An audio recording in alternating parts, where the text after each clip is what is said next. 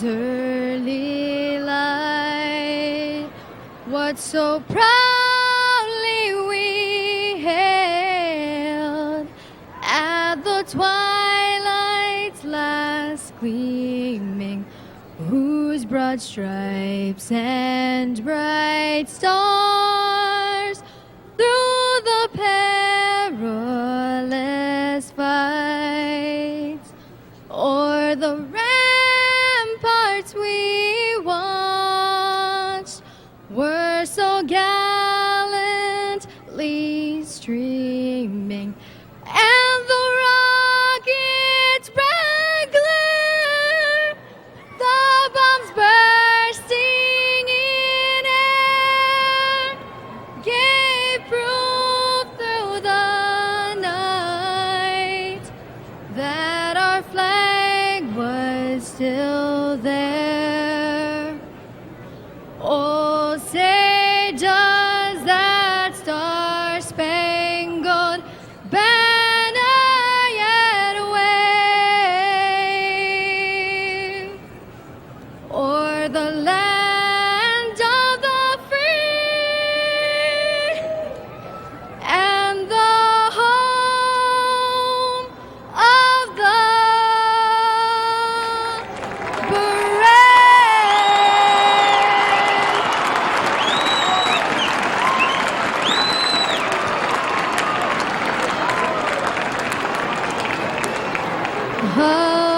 Hawaii pono I nana I komo I halani ali he ali makua lani e kameha meha e na kaua e pale me ka ihe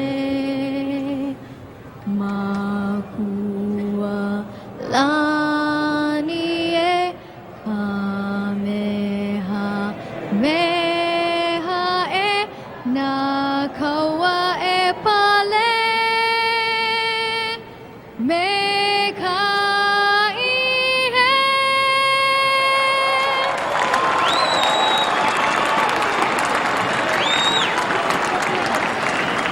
Rochelle Milo.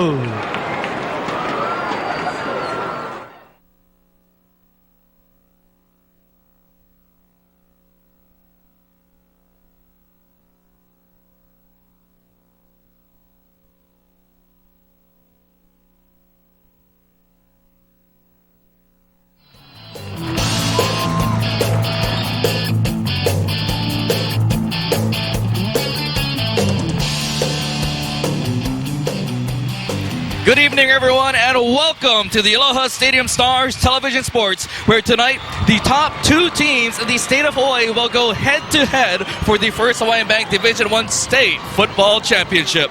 Thank you for joining us. Blaine Cowley joining alongside by Kevin Pedersen here tonight for this matchup between the top-seeded St. Louis Crusaders and the second-seeded Leilehua Mules. Now, St. Louis enters tonight with an 11-0 record, and they are the ILH champions. Leilehua, the second seed, is the OIA champions, and they come into this game with a 9-4 record, Kevin. What a game we have on tap tonight, Blaine. I can't wait for this one to get started. This is really familiar territory for the St. Louis Crusaders.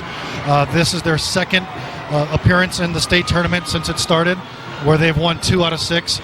They also have appeared in 17 prep bowls, where they won 14 out of 17 of those. So they're looking to keep the dynasty alive. On the other side, Leilehua, Nolan Takuda has built himself just a phenomenal program up in Wahiawa. He was here in 2004, was the runner-up to the Kamehameha Warriors, but now he's back again, probably with a better team and looking for a better result this time. See the captains on the field here for both teams, having their starting players out behind their respective captains. Get a look at the Leilehua Mules and the St. Louis Crusaders meeting there at midfield. And you talk about the Leilehua Mules, you talk about their head coach Nolan Tokuda in his 4th season. There you can look at Coach Tokuda, also a fantastic baseball player, but here tonight for football, he has a 31-16 career record here in 4 seasons at the helm for the Mules. Yeah, what a program Nolan Tokuda has built up in Wahiawa. I had known him playing baseball and growing up with him in IAA. He is a phenomenal athlete himself, and he has a group of phenomenal athletes on the football field tonight, led by his quarterback, Andrew Manley, who's just a sophomore, and reminding us of sophomore quarterbacks of Leilehua Pass, one by the name of Bryant Muniz, who beat Kahuku in 2004 to propel them into the state tournament. This is going to be a really great game and a really well-coached Leilehua football team. On the other side, St. Louis, what can you say? Delbert Tangon has the number 6 ranked team in the Western region ranked by USA Today. They've been phenomenal this year. Their only test came against the Punahou Buff and Blue.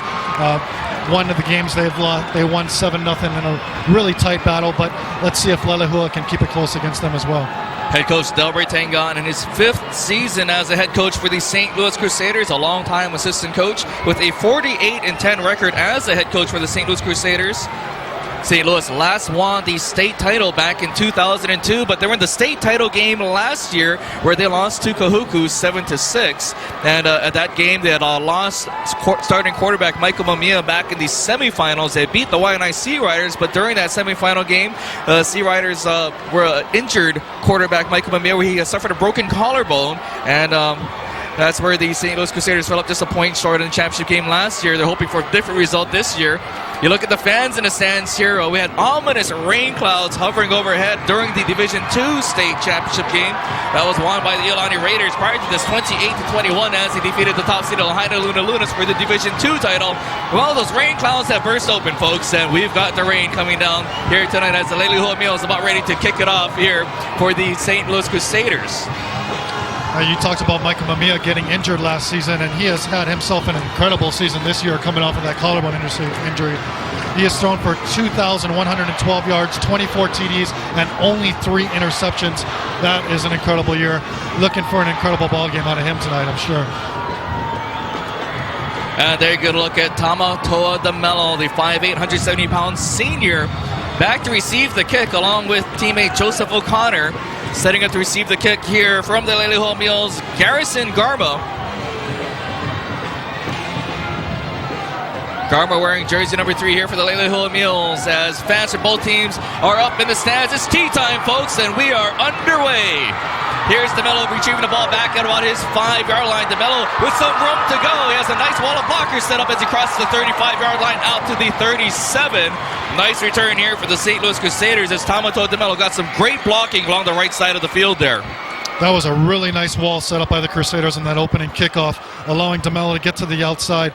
Nice, almost touchdown saving tackle by Micah Cruz, number 5, the junior 5'9", 160-pound defensive back for Leilehua, making a nice tackle out there in the open field. A 30-yard kick return there for DeMello as you get a look at the starting quarterback here for the Crusaders, Micah Mamiya, wearing number 7. He's a 5'9", 170-pound senior quarterback, a senior quarterback that has not lost a game as a starting quarterback in his prep career. He is 22-0 coming into this game over the past 2 seasons as a starting quarterback. Mamiya takes the snap. He'll hand it off here on first down and he'll hold on to the ball. He fumbles the ball and it's recovered by the Leilehua Mules. Faked the handoff up the middle, had everybody looking one way, but eventually lost the ball, and there's Kahoku Kama coming up with the recovery for the Mules. What a huge play for the Mules in the first play of this ball game to start it off, showing the defense that's gotten them to the championship. Take a look here, courtesy of First Hawaiian Bank. Fake to Nishigawa. Mamiya's going to keep it. The ball is poked out. Can't see the number on who got that poke there, but it is recovered by number 2, Hoku Kama, and the Mules are in business at the Crusader 34. So a quick turnaround here after a great kick return for the St. Louis Crusaders. The Leilehua Mules defense stepping up big, and it's a defense that swarms to the football as they did there, stripping Micah Mamiya. And we'll get our first look at the Leilehua Mules offense led by sophomore quarterback Andrew Manley. We talked about the comparisons to another sophomore quarterback that brought the Mules to the championship game in General Bryant Moniz back just a few years ago, back in 2004.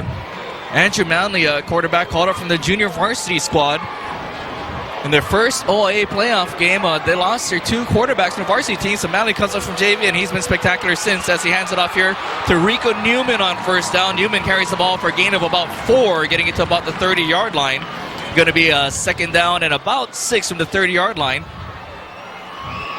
Still 11 and a half minutes left to go here in the first quarter. A lot of action over the last 30 seconds. Oh, yeah, what a great start to this one, Blaine.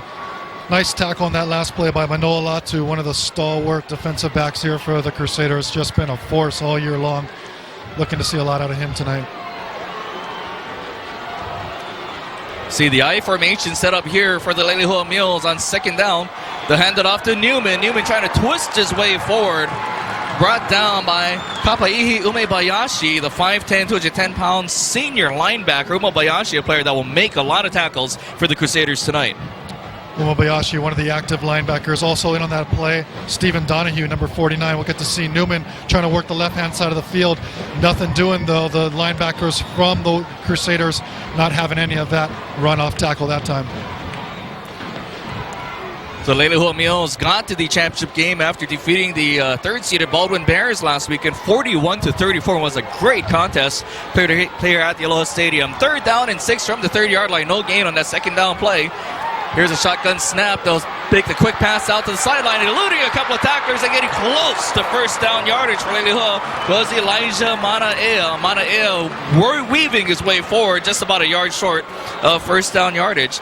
And when we talk about Nolan Takuda, one thing we've noticed with him, he's also aggressive in his play calling. Depending where the spot is here, don't be surprised to see him go for it here on 4th down in short yardage. Looks like they've got about 2 full yards to go here. Yeah, I wouldn't be surprised if Leilehua goes for this one on 4th down. Don't have much of a long.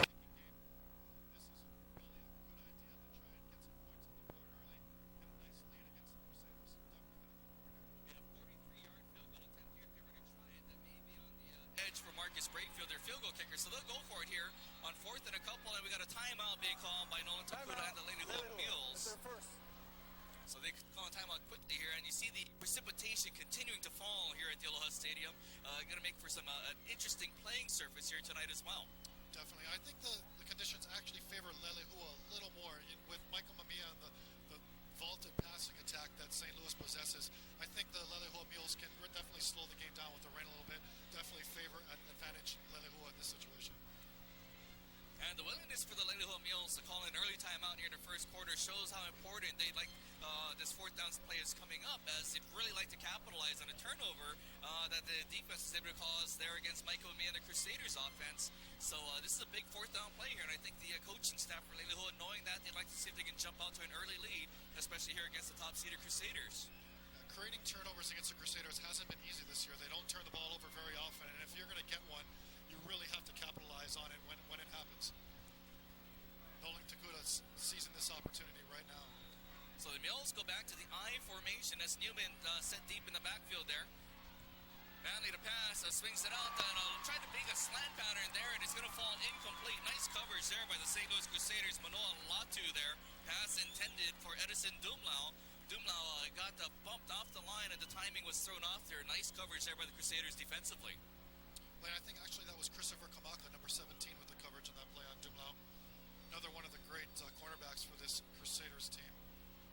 Playing that man-to-man tight press coverage right up there at the line of scrimmage, not allowing Dumlau to get off his route. So the Crusaders defense, along with the Mules defense, have both stepped up early here in the ball game. Crusaders defense holding on 4th down and 2, and Michael Mamiya returns to the field here for the second time. 2 receivers split out to either side of the formation. Mamiya looking to his left. He's got a man. That's going to be complete to DeMello. DeMello wrapped up by a couple of tacklers, but not before he gets to the gain of about 9 yards. Robert Ciavi there along with Marcus Brakefield to bring down DeMello.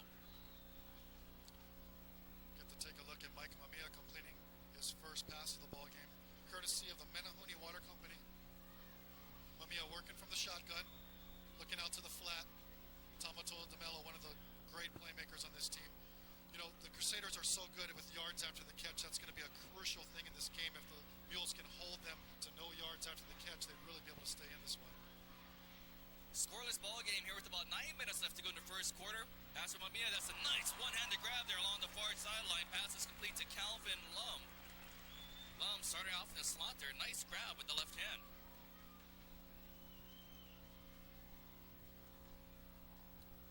Take a look at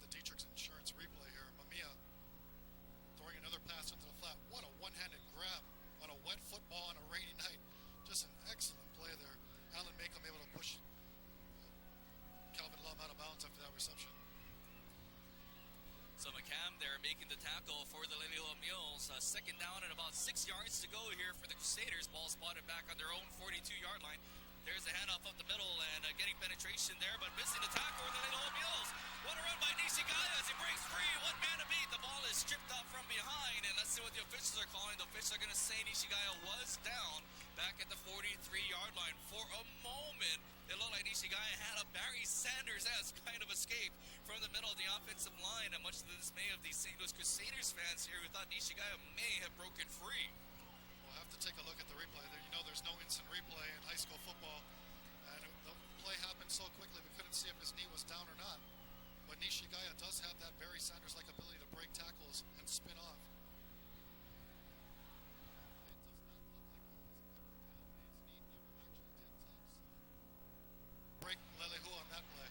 Bradley Iaolualu with the tackle there for the Leilehua Mules. So Nishigaya down after gain of about 2. Third down and 4. Mamiya with some time overthrows his receiver, Tamato DeMello. Nice defensive coverage there, though, by the Mules. Not a lot of room for Mamiya to squeeze that pass in. Again, that pass intended for Tamato DeMello, but among the midst of about 4 Leilehua Mules defenders who had really boxed the coverage in there along the sideline. Yeah, Marcus Brakefield doing a good job. Looks like Leilehua is going to use some zone tonight, try and force St. Louis to fit it in between. That time, Mamiya just unsuccessful, overshooting his target. Trevor Mao, 5'10", 155-pound junior, in to punt the ball away here for the St. Louis Crusaders. Mao standing back on about his own 29-yard line, gets the punt away. Could be a punt that bounces at the 31. It'll sidestep and roll backwards towards the Crusaders, where it's punched by one of the Crusaders downfield. So the ball is spotted about the 34-yard line as the Leilehua Mules regain possession with 7:47 left to go here in the first quarter. Scoreless ball game here between the Leilehua Mules and the St. Louis Crusaders, Kevin. You got to be impressed if you're Nolan Takuda to stop St. Louis on 2 consecutive drives so far. The defense has been stepping up all season for Leilehua, and they do so at the beginning of this one, making for an interesting ball game so far.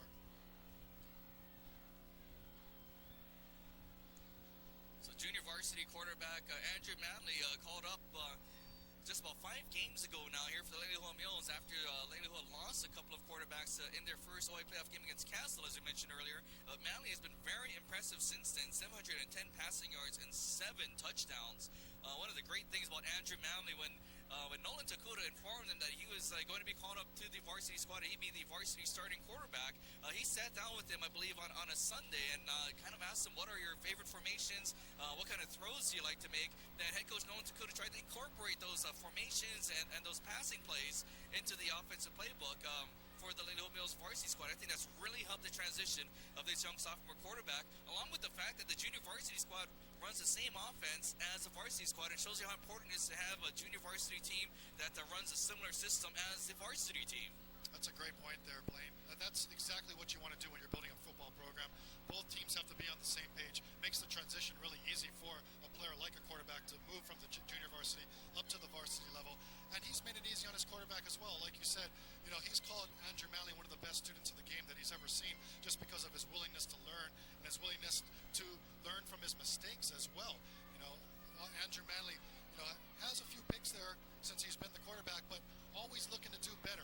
Always asking the coach, what can I do to do better? And that's what Nolan Takuda really likes out of his young quarterback. And the great thing about Coach Takuda, an example last week against the Baldwin Bears, where Andrew Manley threw an interception in the second half of the ball game.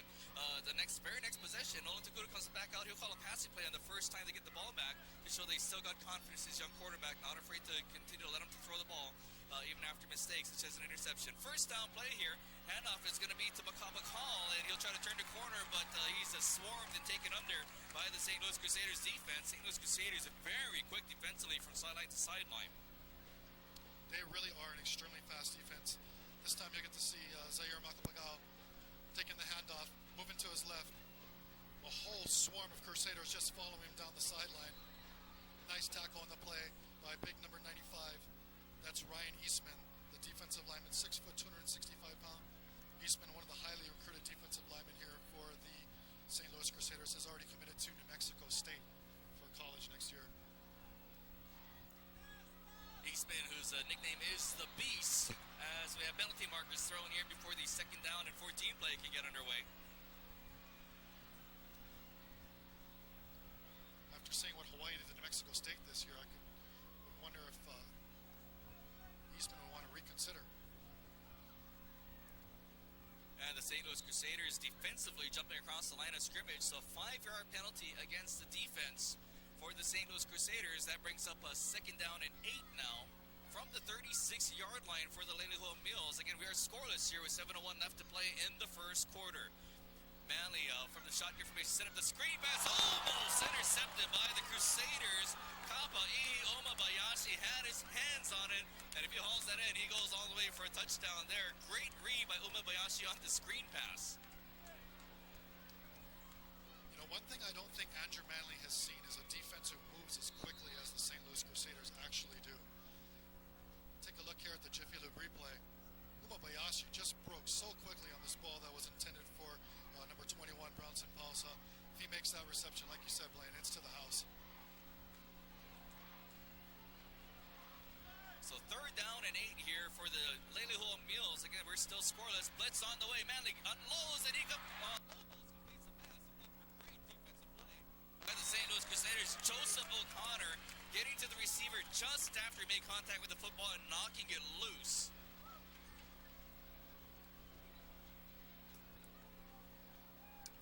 Courtesy of Price Busters, we'll take a look at this replay. Manley working the shotgun formation, gets some pressure, has an open receiver. That's Alan McCam, but Joseph O'Connor, the big physical quarterback, makes a nice stop on that play. There you see the punt going out of bounds, the punt off the foot of the Leilehua specialist. I think that was Newman punting the ball away. 6:39 left to go here in the first quarter. Quick numbers here on young Andrew Manley here early in going. It's a little rough for the young quarterback. 1 for 4 passing for 4 yards. Again, looked like he would have completed that last pass in third down, if not for a nice play by O'Connor there defensively for St. Louis. So the Crusaders get the ball back with 6:39 remaining here in quarter number 1. Still 0-0 here between the Crusaders and the Mules. Thanks to Al Murakami, our statistician here for the Stadium Stars. 46-yard punt there on that last play as Mamiya scrambling on first down, tackled from behind by the Leilehua Mules. Good pursuit there by the Mules. Mark Domingo. Excuse me, that was a 62. That's Kalua Ellis, not 52 there, making a tackle for the Mules.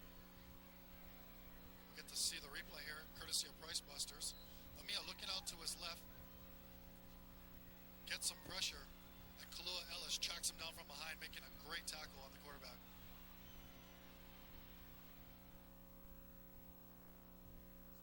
Setting up here, second down and 10. Ball spotted back on the 17-yard line. Mamiya with some time unloads, and this is intercepted by the Mules.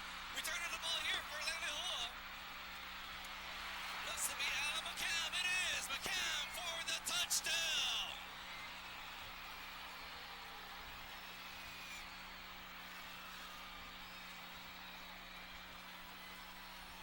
What a huge play in this first quarter for the Leilehua Mules. We'll see it on the replay. Mamiya throwing this pass out to the right-hand side. Looked like he had some miscommunication with his receiver. The receiver running up the field on a go route. He was looking for the receiver to break inside. McCam read the quarterback's eyes all the way, makes the pick, and knows what to do, and then taking it all the way to the end zone. Garrison Garma for the extra point, and it is no good for the Leilehua Mules. But the Leilehua Mules scratched the scoreboard first in the Division I State Football Championship game thanks to 28-yard interception return for a touchdown by Alan McCam, the 5'10", 160-pound senior, elated along the far sideline as the Leilehua Mules get up on the scoreboard first again, 6-0. We'll take a time out here. We'll come back with more from the Aloha Stadium Stars Television Sports.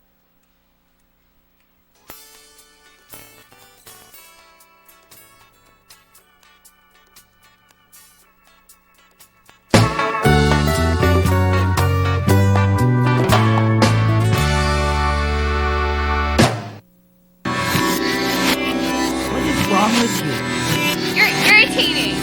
You're gonna make me lose my job. You're so lazy. Why do you have to be so stupid? You are so stupid. No one likes you. You're such a loser. Why can't you be like everybody else? You're such a dork. Why are you so stuck up?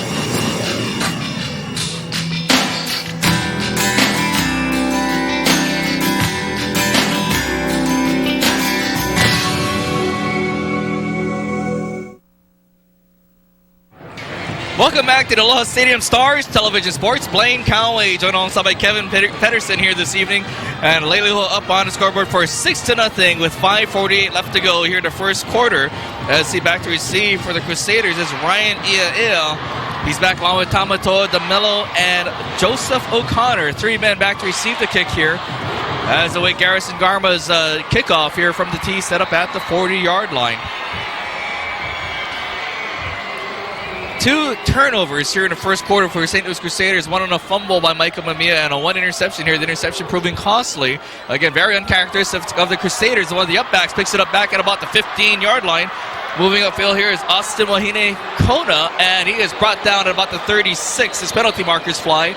And penalty markers on special teams plays around that vicinity. Usually it goes against the return team. Let's see what happens. Little uncharacteristic of St. Louis here in the first quarter. Turned the ball over twice, and another crucial penalty here in the kickoff will cost them. During the return, holding on the receiving team. 10-yard penalty from the spot of the foul. First down, St. Louis. It was a 22-yard kick return by Austin Wakine Kona, the 5'10 junior for the St. Louis Crusaders. They look at head coach Delbert Tengano on the sidelines. Michael Mamiya coming back out to the field following the holding penalty against the Crusaders return team. That puts ball back on the 21 here. 5:40 left to go here in the first quarter of action. Crusaders find themselves down by 6 as Mamiya returns to the shotgun formation. Deep back behind him is Nishigaya. Excuse me, that's Wakini Kona. Here's a pass completed to DeMello here along the near sideline. DeMello dragged down at the 32-yard line. Tackle being made there by Marcus Brakefield along with Robert Ciavi'i.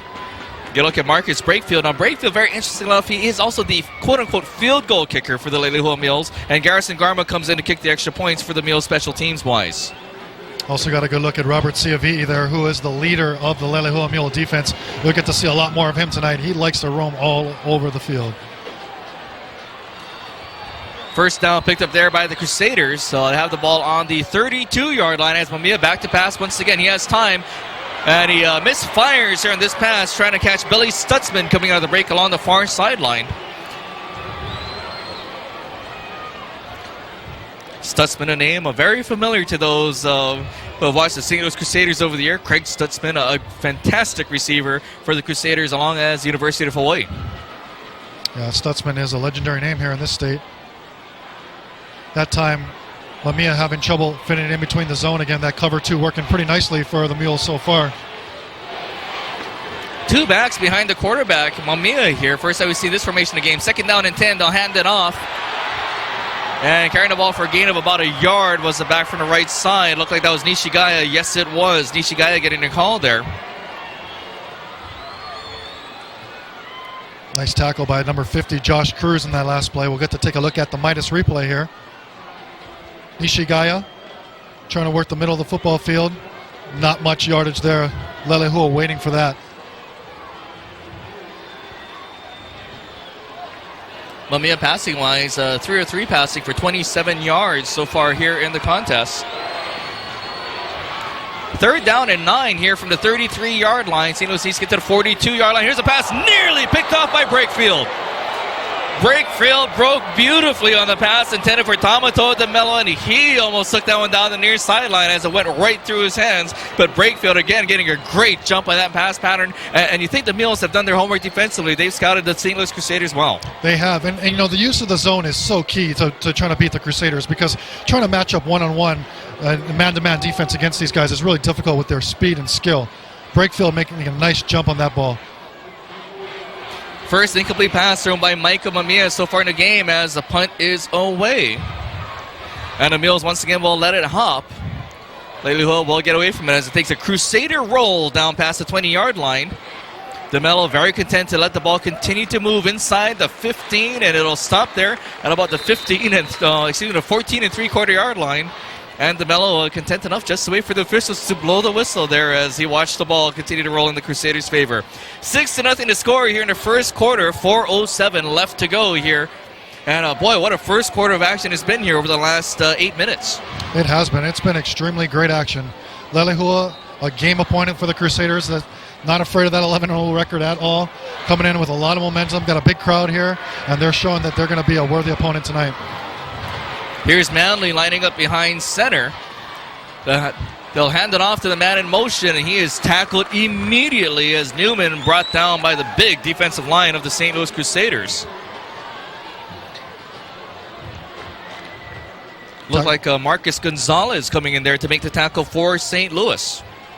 Big Marcus Gonzalez, 6 foot, 236 defensive lineman, senior on this defensive line for the Crusaders.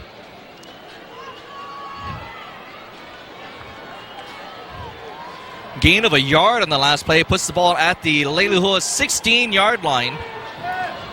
2nd down and 9. See the Crusaders blitz. They do blitz off the edge. Picked up by the running back. The pass here on the flat on the near side. That is going to be a complete pass to Elijah Manaea here. Manaea down at about the 19. Gain of about 3 yards. And a short pass there from Manley to Manaea. Manley thus far doing a good job recognizing when the blitz is coming and when he needs to release the football. Got a good sense of timing and rhythm. Always making of a good young quarterback, knowing when to release and when to hold on to the ball. Clock now under 3 minutes left to go here in the first quarter of action. 3rd down and 6 from the 19-yard line. Mules need to get to the 25-yard line. Manley with some time. Quick pass out to the near side. Going to be about maybe about a couple of yards short.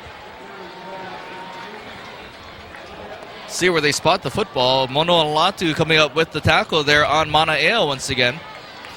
Going to be about a yard short there, a yard and a half short, as looks like the Mules will have to come back to punt, and that's Manaea there on the tackle. Take a look at the replay here. Manley going out to Manaea. Nice reception there, but short of the first down in the flat.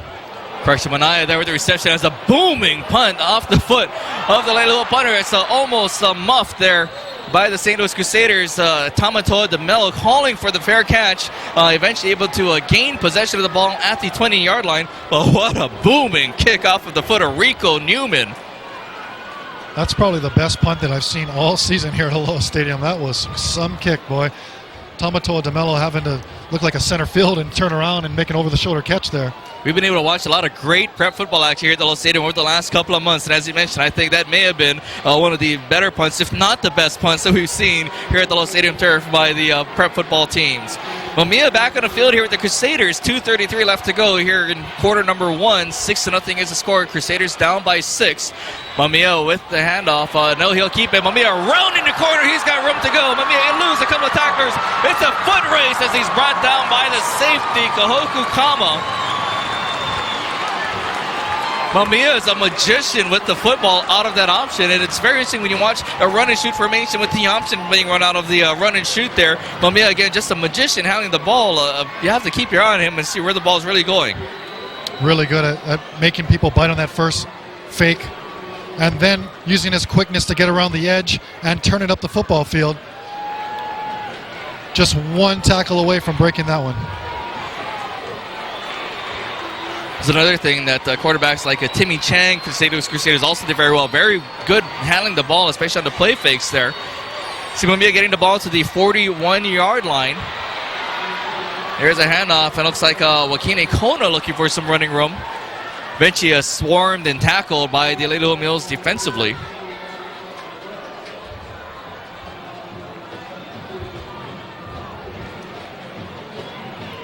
Take a look at the Pepsi replay. Take a look at the junior Austin Wakine Kona, one of 4 running backs that the Crusaders like to use in this offense. Really nice gang tackle there, led by number 72, Ha'ani Ayetaoto. 2nd and 10 from the Mules' 41-yard line. By the way, Mamiya scramble a couple plays ago, good for 39 yards. Again, 2nd down and 10 from the Leilehua Mules' 41. Mamiya looking plenty of time. Great blocking up front. Mamiya now thinking to scramble. Great coverage downfield by the Mules. And Mamiya fires and eventually finds the man coming back on the sideline. That's Billy Stutzman hauling in the catch there for Michael Mamiya. Great blocking up front by the Crusaders offensive line, but a nice coverage downfield for the Mules. Really having to earn it was Mamiya and Stutzman there. But again, if you have that much time as a quarterback, eventually somebody breaks free, and Mamiya very poised, getting the ball to his man. Well, this play was all Micah Mamiya. The cover two had his receivers locked up downfield, but because his ability to get to the outside broke the coverage, receiver comes back to the football like he should, and Stutzman makes a nice grab for the first down. And as great of a runner as Mamiya is, still when he's scrambling, still keeps his eyes looking upfield, looking to make the pass until the very last moment. Like that about that last play by Mamiya. 45 seconds left to go here in the first quarter. Mamiya fakes the handoff. Again, lots of time. Now he's feeling a little bit of pressure. Again, he's got a man in near the end zone. It's going to be intercepted by the Mules. Kahoku Kama coming up with the pick in the end zone. And for a moment, Mamiya looked like he had an open man downfield. That was Micah McClinton, the intended receiver. But Kahoku Kama closing very quickly down near the goal line to make the interception.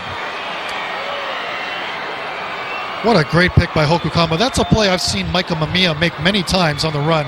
We'll take a look at it here, courtesy of No Foods. Mamiya looking off to his left, checks back to the right, scrambles right, gets a nice block there from his offensive line to buy some time. Iaya broke free in the end zone for a bit, but Hokukama with great closing speed makes a great pick in the end zone. Here's a toss, first down, and boy, what a hit that was, delivered by Jordan Hano. Hano tackling Zaire Makabakal. And on top of that, we may have a penalty here against the Mules.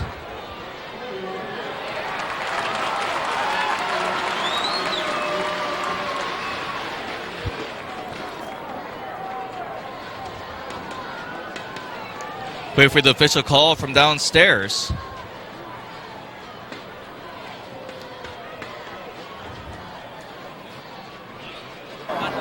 Holding on the offense.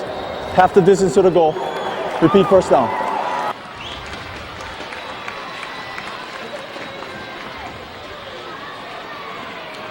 So Nolan Tokuda, after the holding penalty, finding himself facing a first down and 20. Ball spotted back on the 10-yard line here. Nolan Tokuda sporting that green hair of his. Really nice look for him. Newman, that's Manaya, your man in motion there. Here's Manley firing across the middle. That's almost completed, if not for the big hit delivered by the Crusaders. I believe that was Latu once again coming up there to make the hit. Manoa Latu's been a very busy man here defensively on the near sideline, but he's come up big every time for St. Louis. I don't think these receivers from Leilehua have seen a secondary as physical as the Crusaders thus far this season. Second time Dumoulin had the ball in his hands, but had it jarred loose by the physical play of Manoa Latu. Just 7 seconds left to go here in the first quarter. This may be the last play, possibly another couple plays here as we get close to the end of the first quarter. Third down and 20. Mules will hand it off to Rico Newman, brought down after a gain of a couple by Ryan Eastman, and that will bring us to the conclusion of the first quarter, where the Leilehua Mules hold a 6-0 advantage over the St. Louis Crusaders. That's the end of the first quarter. We'll take a timeout as we head for the second quarter. This is Aloha Stadium Stars Television Sports.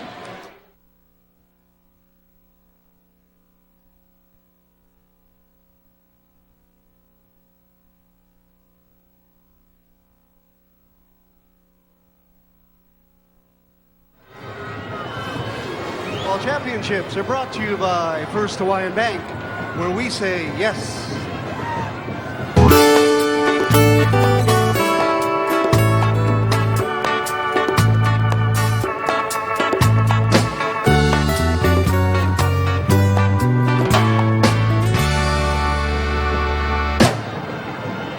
You can be your own everyday fitness hero. Watch what you eat, exercise daily, and sign up for the Hawaiian Telecom Great Aloha Run. The run is on President's Day and goes from Aloha Tower into Aloha Stadium. Need help getting ready for it? Join the Great Aloha Run in-training workshop. Sign up for the run by December 1st and get a free in-training t-shirt and daily planner.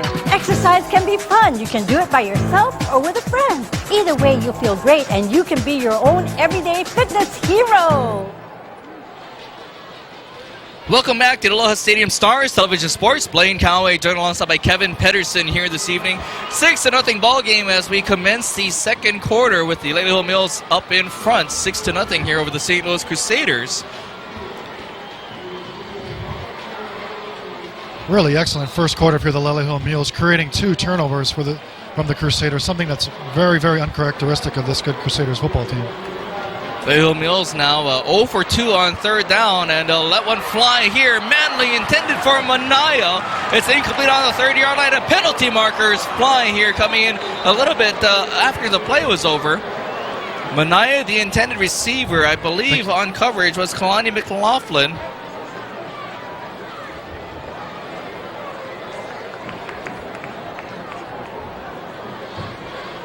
Let's see which way the penalty goes here. Pass interference on the offense. Penalty is half the distance to the goal. It's also a loss of down. 4th down. We saw McLaughlin clapping just a moment ago as a penalty and offensive pass interference. Take a look at it here in the replay. Manley pump fakes. Got Manaya on the sideline. Manaya, a little push in the back to try and free himself up, is called by the referee. Not much of a push, but just enough to draw the flag. So Newman back in a punt. Hit a booming punt back on his last kick, but this time deep in his end zone. Does get one away. It's a line drive punt, and going back for it is DeMello. He'll pick it up at his 42-yard line. DeMello trying to pick up some blockers, gets through the middle, continues to weave his way forward, and here's up another penalty marker, 2 penalty markers as a matter of fact, as DeMello brought down at about the 37-yard line. Return of about 23 yards or thereabouts for Tamatoa DeMello, pending the penalty markers here. A couple of them flew just as DeMello was going down. Looks like we might return, have 2. illegal block in the back. On the receiving team, 10-yard penalty from the spot of the foul. 1st down. So the St. Louis Crusaders and head coach Delbert Tengon momentarily had the ball into the Mules territory to start things off. Now they're back at their own 46. This is a very dangerous return man, Tamatoa DeMello. His feet move so quick. He's got great moves. You can just see him find space in the middle of the football field. Too bad a holding penalty doesn't negate a nice run back. DeMello, if I recall correctly, was the starting quarterback for St. Louis in the championship game last year when Michael Mia could not play because of the broken collarbone suffered in the semifinal game. Here's a handoff and a lot of room up the middle for Nishigaya, breaking into the secondary, carrying tacklers with him down to the 30-yard line. Gain of 24 yards there for Keani Nishigaya.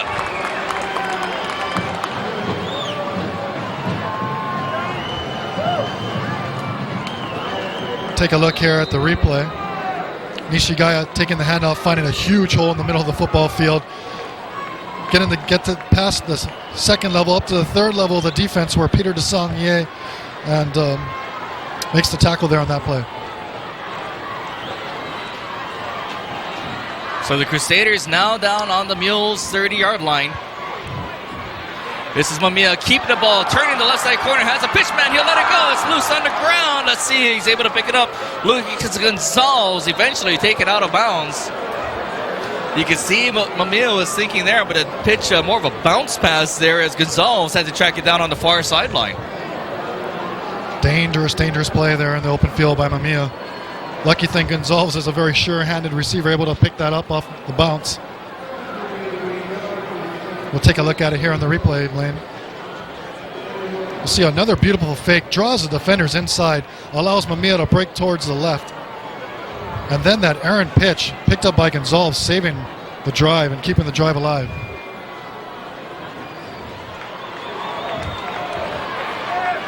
Mamiya as a quarterback, such a versatile option.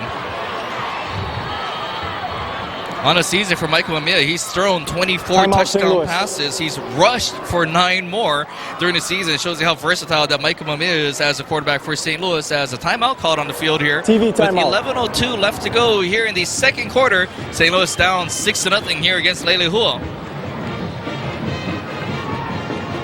So far in this game, Michael Mamiya doing it with both his feet and his arm. Rushing, he's got 3 rushes for 39 yards. Through the air, he's 4 for 9 with 2 interceptions uncharacteristically for 40 yards. Take a timeout here again. 6-0 your score. When we come back, this is the Leilehua Stadium Stars Television Sports.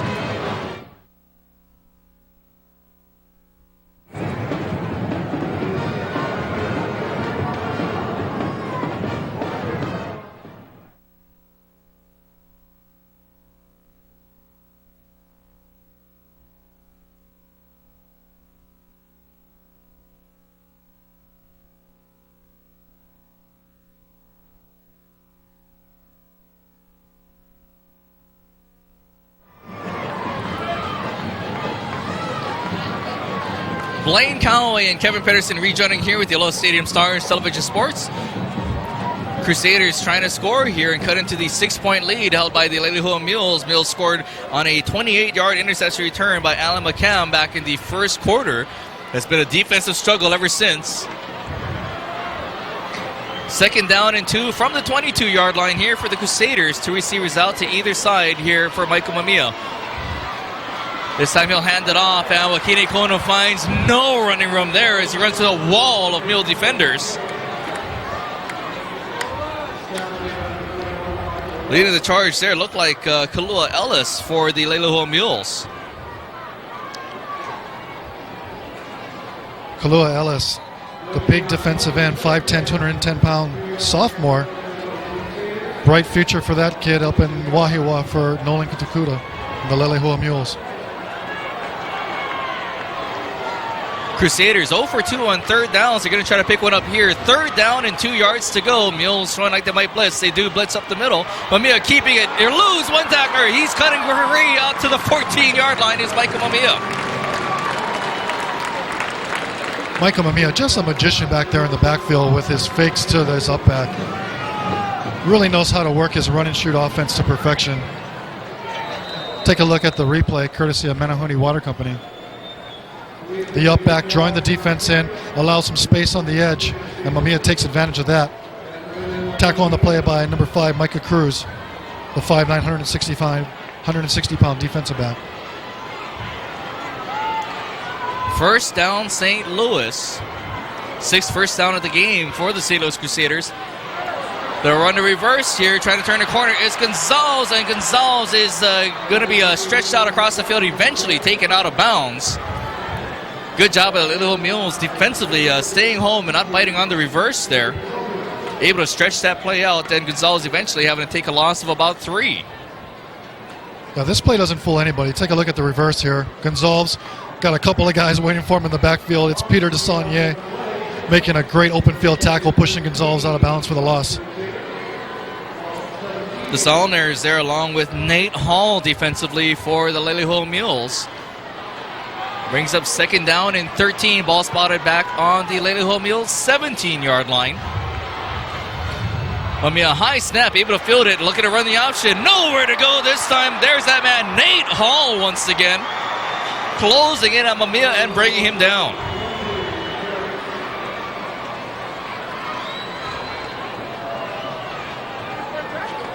Mules defense just being really aggressive here in the first half. You see Mamiya fake the handoff to Nishigaya up the middle, looking to turn the corner, but there's just too many Mules waiting for him there. Tackle made by big number 84 Nate Hall, 6'3", 230-pound junior. Hall with that long wingspan here. 3rd down, a long way to go. 3rd and 16. Crusaders need to get to at least the 4-yard line. Pick up 1st down yardage.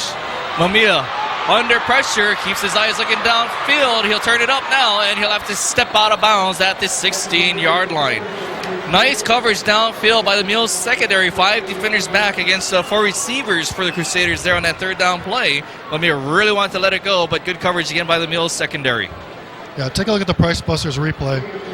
Just rushing 4, dropping 7 in coverage, making it difficult for Mamiya to find anybody downfield. He's going to have to try and do it with his legs on this play, but doesn't get enough for the 1st down. 33-yard field goal attempt here for the St. Louis Crusaders. And the kick is up, and it is no good. Kick attempt being made there by Warren Spencer is no good, so the Mules defense holds it to a 6-0 game. You got to be impressed with the Mules defense so far, just like they've done all season, just confusing the offensive opponents. Michael Mamiya just doesn't know where to throw the football downfield. The cover 2 is working perfectly. So for the St. Louis Crusaders offensively in the first half, they fumbled on their first possession, followed by a punt, an interception, a punt, a second interception, and eventually a missed field goal here. So missed opportunities for the Crusaders so far in the first half. Still down just 6-0 as Manley's pass in and out of the hands of the intended receiver Kaipo Kea, who paid for dropping the ball there, as coming with the crushing hit there was the St. Louis Crusaders safety. That was Brandon McKee making a huge lick on Kaipo Kea. Take a look at the replay here. Manley locked on to Kea, and McKee locked on to Kea as well. Brandon McKee bringing the boom on that last one there as a couple of oohs and ahs from the St. Louis Crusader fans here below us. 8:42 left to go here in the first half. Second down and 10, Manley to fire once again, looking for the similar type of pattern, and again, similar results, minus the big hit there intended for Kaipo Kea. Interesting enough, Kaipo Kea, the starting quarterback for the Leilehua Mules earlier this season, he along with Kaipo Dorego, both quarterbacks were the ones that got injured during the Castle game here for Leilehua, but again, both of them, from what I understand, are both active here tonight. It's nice to see Kaipo Kea back. With Andrew Manley playing so well at the quarterback position, he's going to get some reps at the slot back position tonight.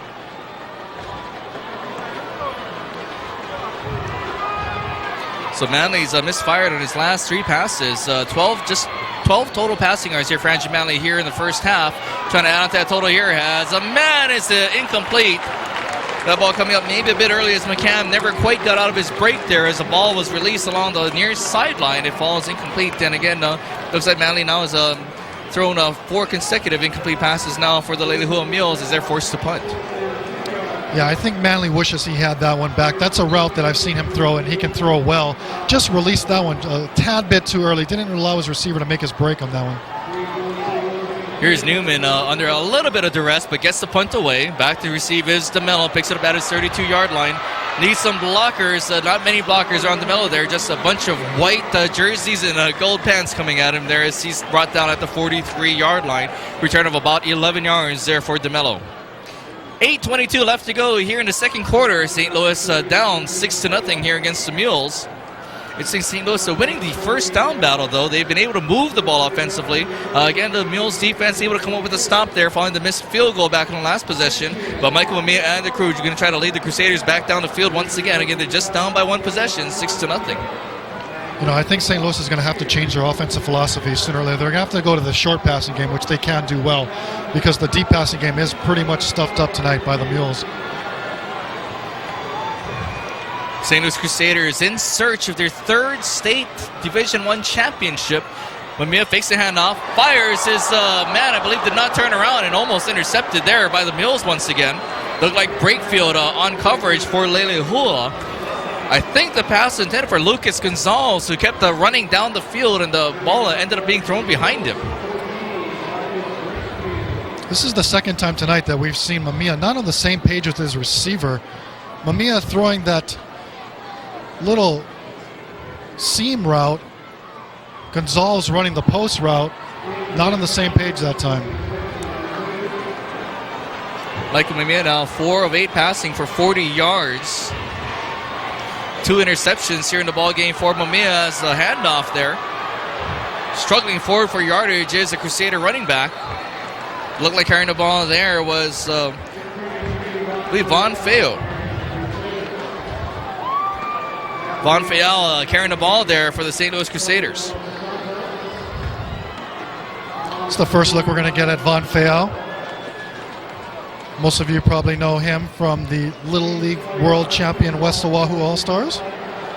Tackle made by Como de los Santos, the big nose guard, 6'2", 240. One of the good seniors on this Mules defense. Crusaders now 3rd down and 6, just 1 of 4 on 3rd down conversions. Mamiya with some time has a man that's complete to Gonzalez. Gonzalez hauled down at the Leilehua 42-yard line, but it's a Crusader first down after a gain of about 10.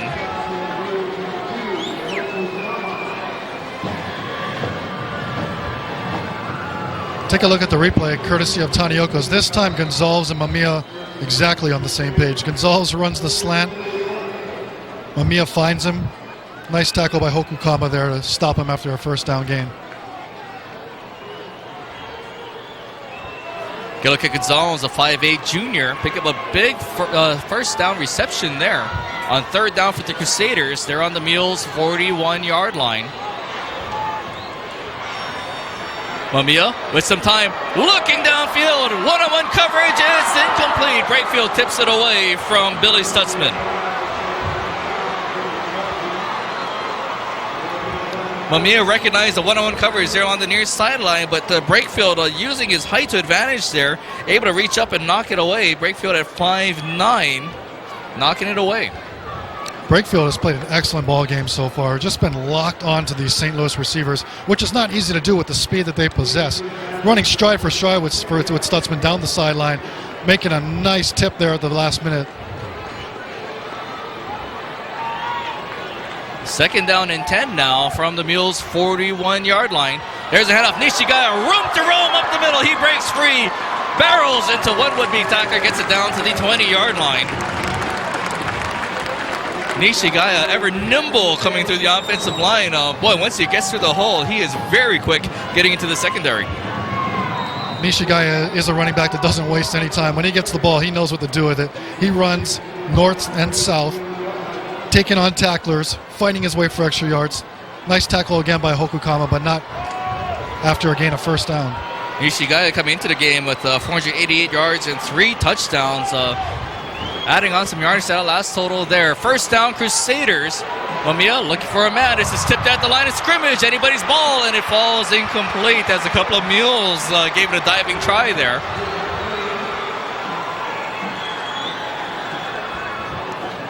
Looked like Nate Hall had a chance to maybe keep that one off the turf as he dove for the ball after it fluttered up into the air. Not sure who made the deflection there for Leilehua. Mamiya's looking for Gonzalez again, running that little post route. Nice tip there by big number 98, Kaumu de los Santos. Or 99, I'm sorry, Sione Sami. Second down and 10, St. Louis. 6:21 left to go here in the half as Mamiya keeps the ball, trying to lose some tacklers. Late pitch out to Gonzalez. Gonzalez is drilled just below the knees as he steps out of bounds once again. There's Robert Ciavi. Ciavi, one of many playmakers defensively out there for the Leilehua Mules. Take a look at the Mountain Dew replay. Mamiya working the option this time, faking the handoff to Wakine Kona. Late pitch to Gonzalez. Gonzalez is met there by Alan McCam. Really short gain on that play. Alan McCam in on the tackle there for the Mules. Third down and 9 yards to go here for the Crusaders. In third down situation once again. Ball spot on the 20-yard line with 6:15 left to go here in the second quarter. Crusaders trying to keep the drive going. Mamiya now forced to scramble. Mamiya under duress. Buys some time, fires downfield, nearly picked off once again. Brakefield, been a very busy man in coverage, that time on Tamatoa DeMello, but Brakefield's got his hand on a lot of passes and nearly intercepted about 3 of those now. Brakefield having himself just a heck of a ball game. You'll see the pressure coming from the left-hand side, forcing Mamiya to roll right. Has to outrun the defensive end there. Hall gets around him, throws back across his body, but the only person in the area was Brakefield. Michael Mamiya now 5 for 12 passing for 53 yards and a couple of interceptions as St. Louis to go for it here on 4th and 9 for the 20-yard line. They need to get to about the just inside the 12-yard line. Mamiya under pressure, good blocking by the running back, buys him some time, fires downfield, it's complete. First down, St. Louis on a critical 4th down situation as Ryan Ea hauls in the pass.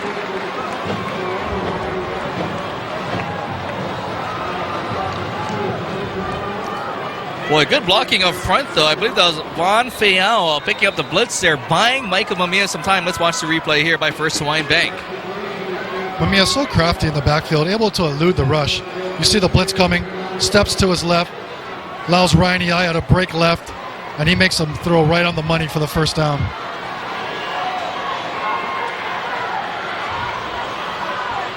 First down, goal to go.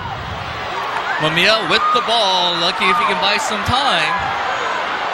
And he'll just flip this out of bounds. And a penalty marker here against Michael Mamiya as the ball never got past the line of scrimmage. He had the right idea getting outside of the tackle box, but the ball needs to get past the line of scrimmage if you're going to throw it away as a quarterback. So looks like it's going to be a loss of down here for the St. Louis Crusaders following the penalty. Let's get the official call from downstairs. Intentional grounding on the offense. 5-yard penalty from the spot of the foul. That's also a loss of down. Second down.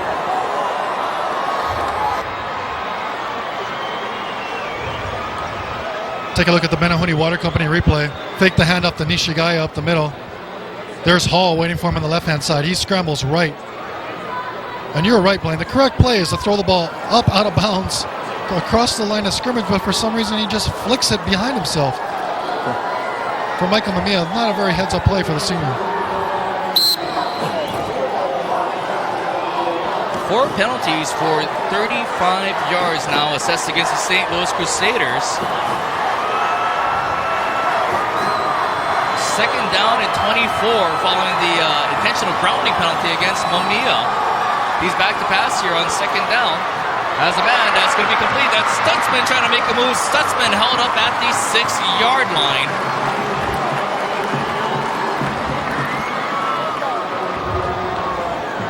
But a big play for the St. Louis Crusaders as they get the ball back inside the 10. What a big pickup after that penalty. Take a look at the Dietrich Insurance replay. Mamiya with plenty of time to throw this football. Finds Stutzman on the crossing route. Timeout, Leilehua. Peter Desaulnier's got him. Tackles him at the 5-yard line. Nice pickup on second and goal from the 24.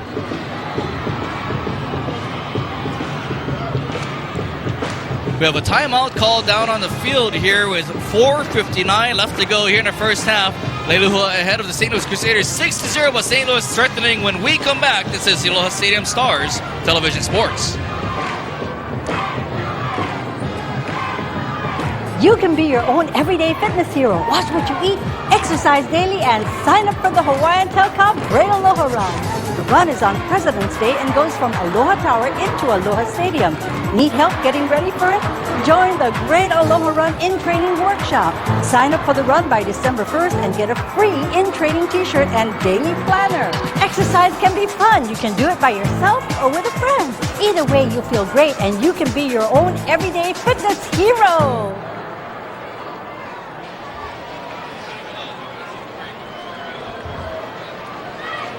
Blaine Coway and Kevin Pedersen rejoining here at the Aloha Stadium Stars Television Sports.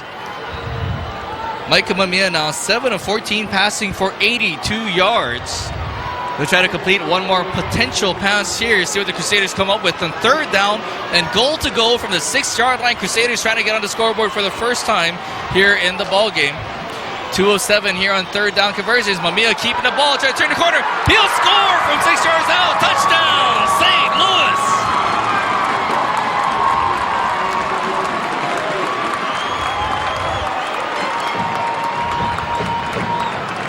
Micah Mamiya, so swift, so deadly, turning the left side corner of the offensive line.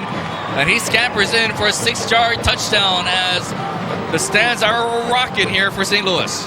Well, the one play that's worked for St. Louis all night is the fake up the middle to the fullback, Wakine Kona. Michael Mamiya takes it himself, does the rest of the work. Here's Warren Spencer for the extra point attempt, and it is no good. Missed it wide to the right, so been a tough night for both kickers.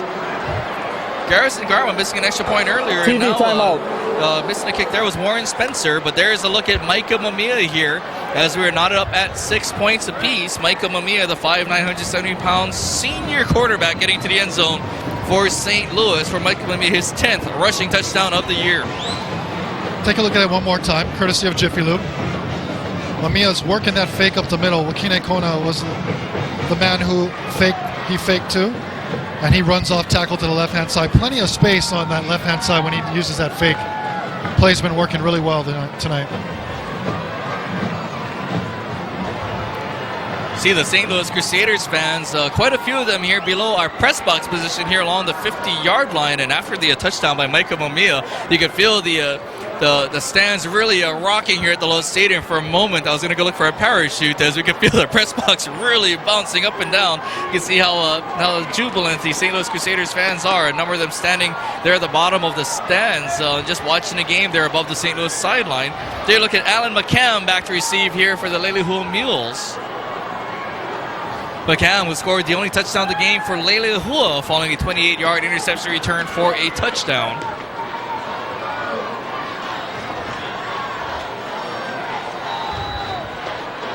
Waiting for the officials, a signal playback underway, which they have.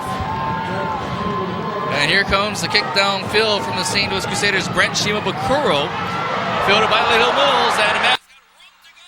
That's Manaya breaking free across the 50-yard line. Manaya, a couple of men to beat, and he will just politely step his way out of bounds at the 45-yard line. And here comes some very late penalties after the play was over. See some of the Leilehua coaches grabbing some of their players and getting them off the field. You would hate to think some penalty against the Leilehua Mules if you're a Mules fan, following that great return by Elijah Manaya.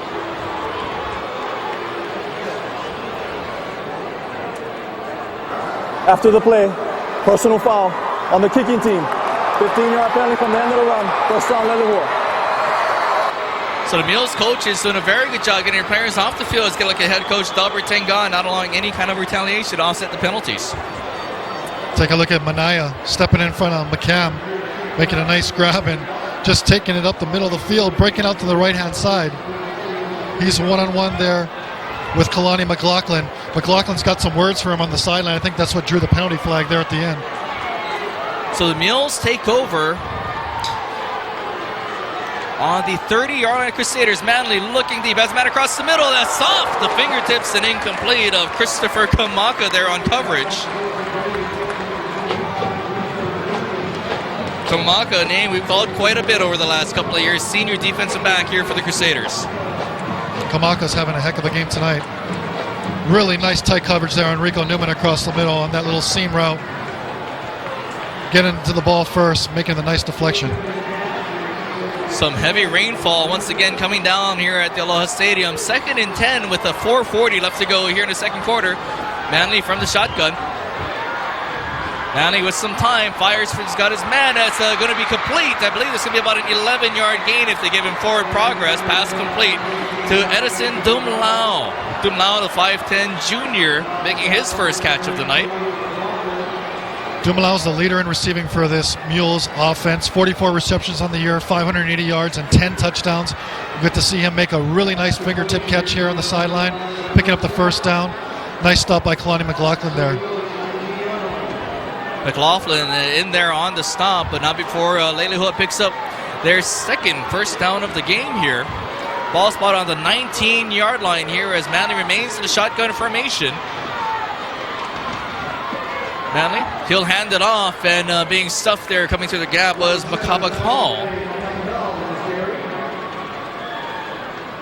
Andrew Manley now passing-wise, 4 of 12 passing for 23 yards, following the 11-yard reception there by Dumlao. And there you can look at Zaire Makabak Hall, the 5'7 senior, moved from slot back to the running back position just a few games ago here for the Mules. Yeah, Nolan Takuda moving a lot of his players around, using his players where they fit best. Makabagal working the running back position now. Andrew Manley, just the most heralded of 12 junior varsity players that were called up to the varsity squad here for the postseason. Manley to pass, that's going to be deflected and knocked out of bounds there by Manoa Latu. Latu's played a fantastic first half here for the St. Louis Crusaders, knocking that pass away. Manoa Latu, just an excellent defensive back. One of the bigger hitters in the Hawaii High School Athletic Association. Take a look at the replay. Manley looking out to his right, locked on to Dumalaw, but Latu steps in front and makes a nice deflection, tipping that ball out of bounds. And St. Louis defensively really doing the job against Leilehua against the run. Leilehua just 4 rushing yards in the first half so far. 3rd down and 10 for Manley and the Mules. Manley under pressure. He will be sacked back at the 29-yard line. Marcus Gonzalez breaking in to make the sack there for St. Louis.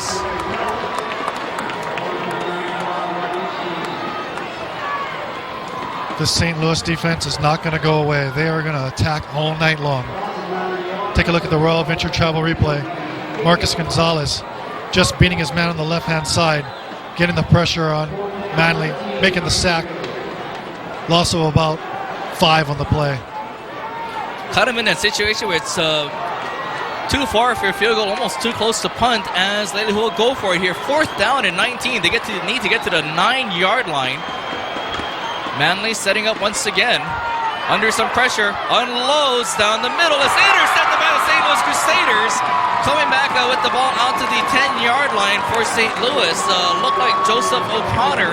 And O'Connor, coaching-wise, probably would have been better advised if he just knocked that down. as they would have had the ball back at, I believe, about the 25-yard line. Excuse me, the 28-yard line. Instead, they get it back inside their own 10. Joseph O'Connor probably looking to try and make something happen with his feet. You get excited when you see that ball coming your way. But as you said, Blaine, it would have been better off knocking that ball down and getting the ball back at the 20-yard line. So in an ironic way for the Leilehua Mules, that works out as a punt, as they do pin the St. Louis Crusaders inside their own 10-yard line with 2:33 left to go in the half. We're all not up at 6 points apiece, folks. What a game this has been for the first Hawaiian Bank Division I State Football Championship as Mamiya turns around the right side. Mamiya kind of shoulders his way past one would-be tackler and eventually is taken out of bounds at about the 15. Alan McCann coming up there with the stop for the Mules. Take a look at the Pepsi replay. This little fake up the middle that Mamiya's been using is just freezing the inside linebackers and the defensive linemen and allowing him to get off the edge. And he's got some speed. You don't want him on the edges if you're the Leilehua Mules. 2:27 left to go here in the quarter. Mamiya and the Crusaders trying to march downfield. Gain of 3 on that last play for Mamiya. 2nd down and 7 from the 12-yard line. Hands it off to Wakine Kona. Breaks free from one tackler. Picks up 1st down yardage and more out to the 25.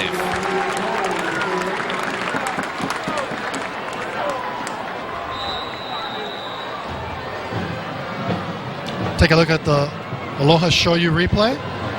This time Mamiya's handing off to the Wakine Kona. Wakine Kona moving to the right. Gets the ball up the sideline, past the 1st down marker. Nice gain of about 13. Peter Desaulnier making the tackle there on the sideline.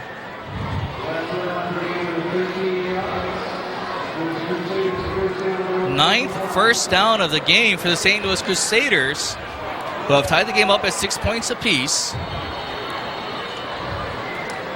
And it looks like we're going to get a timeout called down on the field here. 2:02 left to go here in the second quarter. Sideline warning on St. Louis. We're watching the officials downstairs to see what the cause is for the delay here. Looks like we're going to have a sideline warning being issued. Correction, officials time. Hey, hold on. Okay.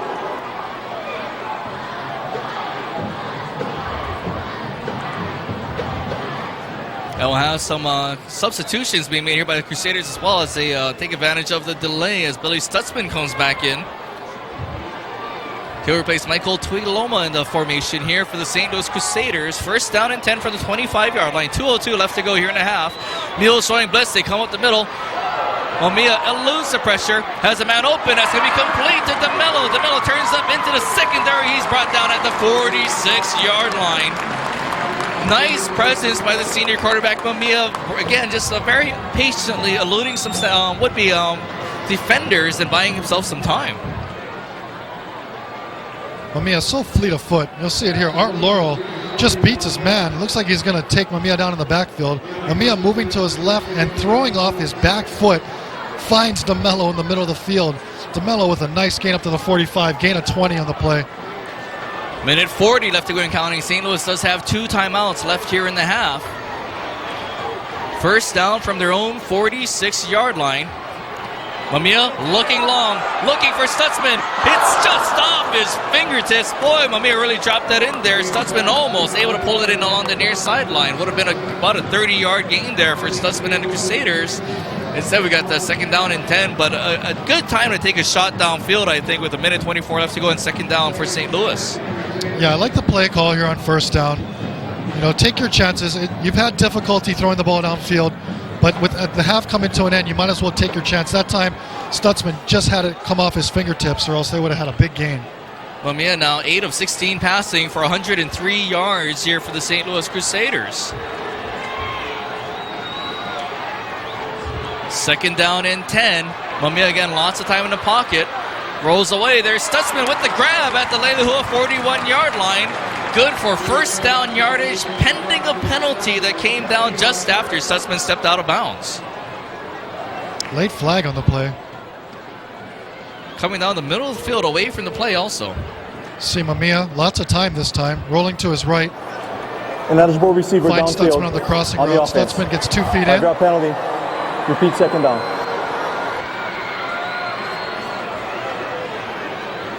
And the penalty against the St. Louis Crusaders, so that would nullify the first down yardage gain by Stutzman.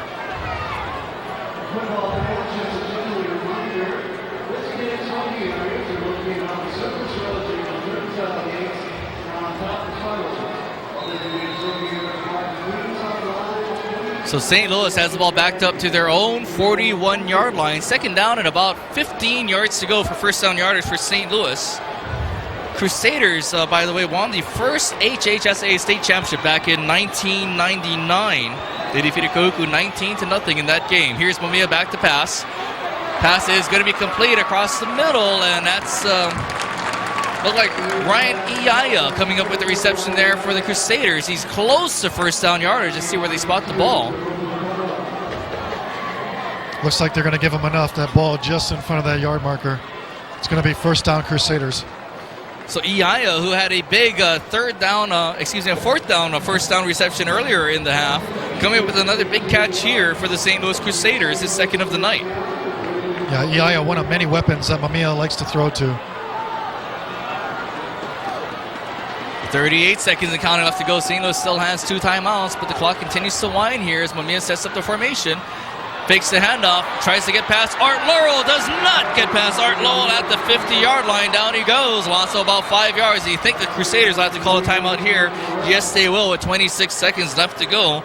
Art Laurel, the 6'1", 210-pound senior linebacker for the Mules. Another one of the great linebackers that come up here for the Mules making defensive plays. He'll on the CV really cover a lot of field. It looks like the Mules have made an adjustment here, and the adjustment is looks like they're spying Art Laurel on Mamiya. Every time Mamiya's rolling out, it seems to be Laurel's the man there to meet him on the outside, which is probably a good strategy if you're Leilehua. You want to keep somebody on Mamiya at all times. His feet are so quick, he can make so much happen with them. So 6-6 is our score here in the first half, just down to the waning 26 seconds of the second quarter. St. Louis has been able to move the ball from inside their own 10-yard line out to midfield.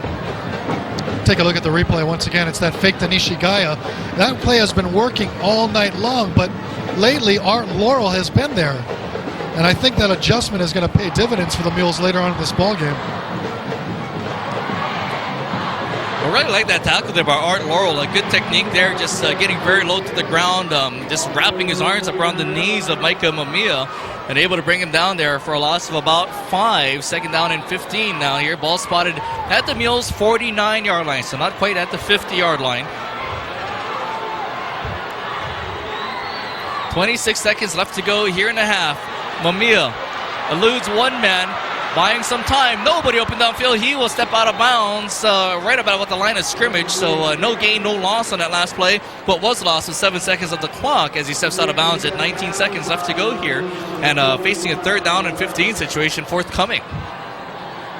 Mamiya having a really difficult time locating receivers down the field. You got to give the Mules credit.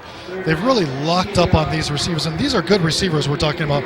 Really fast guys who have beaten people all season long, but the Mules are not having any of it tonight. Mules secondary in the first half here just doing a great job defensively. Mamiya's had a lot of time. He's bought himself a lot of time, yet the coverage has remained there overall for the Mules defensively. Third down and 16 from the 50-yard line. Ball spotted right at midfield. Mamiya again under some pressure, picks up some blockers now, looking right, fires downfield. It's going to be complete to Stutzman, who steps out of bounds at the 30-yard line with 10 seconds left to go here in the half. Gain of 20 on that last play. You know, it seems like all the big plays that we've seen from St. Louis in the half is when the patterns have broken down, Mamiya's rolled, and the receiver follows him, and he's able to find him down the field. Case in point again, Stutzman just following his quarterback, getting to the open space and making a great grab there. And as much credit as you just gave to Leilehua Mules' defensive secondary, you have to credit the receivers for the St. Louis Crusaders as well. They've continued to run their routes, continue to work hard, try to get open for Mamiya as he scrambles around behind the line of scrimmage. As St. Louis, I believe, Leilehua has called a timeout here with 10 seconds left to go in the half.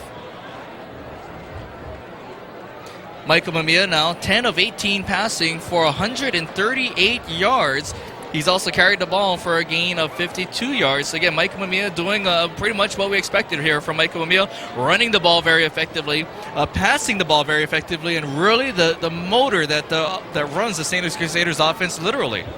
Yeah, Michael Mamiya, you can't say enough about the season that he's had and what he can do with not only his feet and his arm. I mean, he's so accurate passing the football, but buying time for his receivers when they're not open is what's really been the difference in this ball game so far. Leilehua has had really tight, good coverage, working their zone defense to perfection. Mamiya being forced to scramble and finding receivers on broken routes, but so far it's been effective. So the Crusaders have the ball on Leilehua's 30-yard line. More importantly, they just have 10 seconds up on the clock now. The Crusaders do have a timeout, so see if they play to maybe try to put a field goal up on the board if they take a shot down deep into the end zone here. Again, ball's on to Leilehua 30. Here's Mamiya looking to pass. It's going to be batted down here by the Mules. Art Laurel coming in there, able to knock that away. And 4 seconds left up on the clock here for the Crusaders. And again, decision time here from this spot on the field is a 47-yard field goal. I think that's a little bit out of Warren Spencer's range. Warren Spencer, one of the better kickers in the ILH. Take a look at the replay here. Mamiya just gets the ball batted back in his face. That's Art Laurel and again. And the game clock operator, please reset the clock to 6 seconds. So Laurel coming up with some very big plays defensively here, and we will get a look at the leg of Warren Spencer here.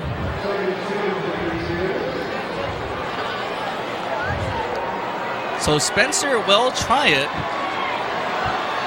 from 47 yards away. There's a kick.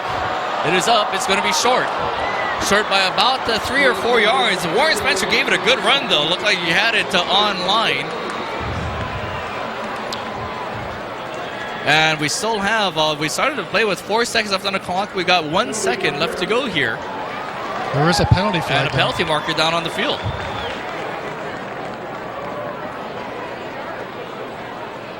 If that's encroachment, that's going to give Warren Spencer that extra 5 yards that he may need. That 47 maybe a little bit long, but a 42, much more doable for him. Roughing the snapper on the defense. 15-yard penalty, automatic first down. Well, he'll get a little bit more than 5 yards here. Following the personal foul penalty here with 1 second left to go, and again, the half could not end on a defensive penalty anyway. So, but with 1 second left here on the clock here, final moment of the first half, Warren Spencer gets a second attempt here at a field goal. This one from 32 yards away. Spencer's kick is up. The pitch to look up, it hits the goalpost, but it goes through for Warren Spencer and the St. Louis Crusaders, who are down 6-0 at the end of the first quarter. They battle back to 9 unanswered points up on the scoreboard. They now lead 9-6 as we head for the locker rooms. Kevin, some of your thoughts on the first half? Well, a great first half playing. I mean, both teams playing their hearts out. Take a look here at the field goal kick again on the replay. Warren Spencer's got a big leg, 32 yards, no problem for him. Just a matter of getting it through the uprights as it hits the upright there. But getting back to the first half, both teams playing exceptionally well at a high level. The Mules defense has just confused Michael Mamiya on the St. Louis offense, whereas on the other side of the ball, the St. Louis defense being really physical with the Mules offense, and we've got a really low-scoring ball game so far. Thanks to TJ Quaresma for floor directing, for Elmore Economy for statistics. TJ Quaresma and Alan Shimuka will join you for the second half. Kevin Pedersen, thanks for your great insights here as the color commentator. As you see, more of the teams heading back to the locker rooms. Leilehua Mules here, working their way back into the locker rooms.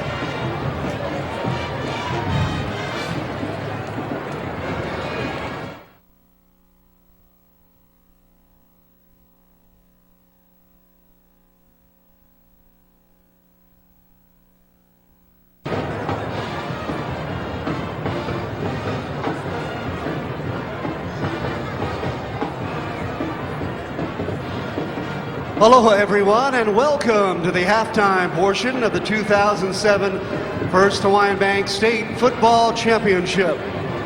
At this time, please welcome to the field the sponsors of the 2007 Craft Shop and Score program.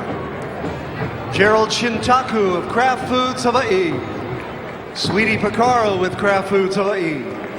Gabe Lee of American Savings Bank. Larry Ishii of American Savings Bank. Randy Salentz of Time Supermarket. John Akana of Adidas and Wilson Sporting Goods. Stan Costales with Sportsline Company. Kalei Song and Ben Grabke with Pepsi. Keith Nahale with Dreyer's Ice Cream, Pint Size Corporation. Debbie Watabayashi with Kimberly Clark. Darren Nakakura with Midweek. Keith Amamiya for Hawaii High School Athletic Association. As well as Richard Haru for Castle High School. Stacy Ni'i of Waipahu High School. Wendell Say of Aiea High School. Gregory Van Cantfort of Kalani High School. Bobby Gray of McKinley High School, and the Kraft Cheezosaurus Rex. Did you know it takes about $400 to outfit one high school football player? That's a lot of money for our schools. Helping to outfit Oahu's high school athletes, Kraft Foods Hawaii, with the support of co-sponsors Time Supermarkets, the Sportsline Company, Adidas Sporting Goods, Pepsi, Kimberly Clark, Dreyer's, American Savings Bank, and the Honolulu Star Bulletin Midweek, each year hosts the Kraft Shop and Score program. Tonight we would like to acknowledge the top 5 point-earning schools and to award the highest point earner of the Kraft Shop and Score program for 2007. Could we have a drum roll, please? In 5th place, McKinley High School. In 4th place, Kalani High School. Coming in 3rd, Waipahu High School. Runner-up, Aiea High School. And the Kraft Shop and Score highest point earner for 2007. Everyone, please join me in congratulations for Castle High School. Each of the schools will receive a share of $100,000 worth of athletic equipment courtesy of the Sportsline Company and Adidas Sporting Goods, which is represented here by this check presented by Gerald Shintaku of Kraft Foods Hawaii. In addition, Castle's athletic director Richard Haru will take home the perpetual Kraft Shop and Score trophy. Congratulations once again to Castle High School and each of the nearly 50 Oahu high schools who participated.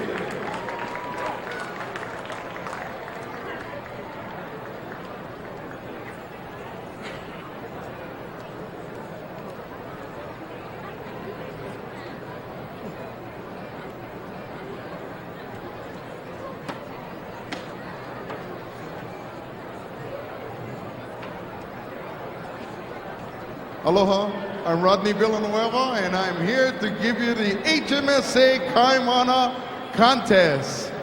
All right, you guys are probably wondering what we're gonna do. In partnership with the HHSAA, HMSA supports high school athletics through the Kaimana Awards and Scholarship Program.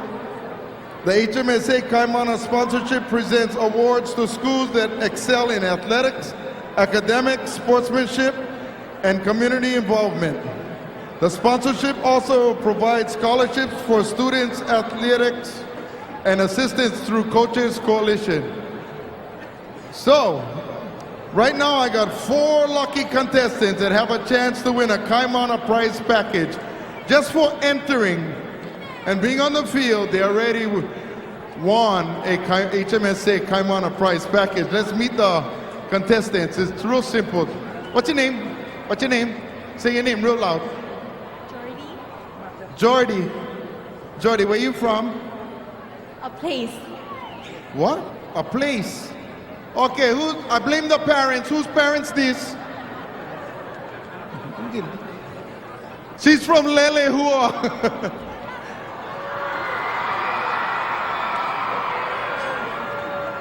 Oh, how are you? What's your name? Bo. Bo. That's right. Where are you from? Mules. Kahuku. Kahuku. Kahuku. He's wearing a mule shirt. Good luck.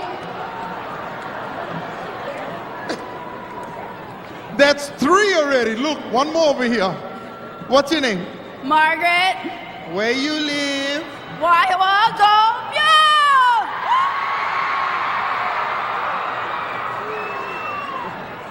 I hope you're from this side, brother. It's 3 against 1. And what's your name? A cow. Not a horse, but a cow. Moo. And who you here for? Oh, false crack. Matter of fact. Where you from? Kapulu. And who you cheering for? Red and blue. Red and blue, make some noise! Hey, easy, Tiger, easy. You guys get 3 against 1. Okay, real simple. All you gotta do is put on these slacks, put on the shirt, put on the shirt, put on the helmet, and run between the referees. The first one to the goal line will win a $200 Hawaiian Air gift certificate, a Kaimana t-shirt, a duffel bag, a fleece blanket, and a $50 Sports Authority. Are you folks ready? On your mark. Get set. No go. I said no go. I said no go. Go back. Go back. I said no go. No go.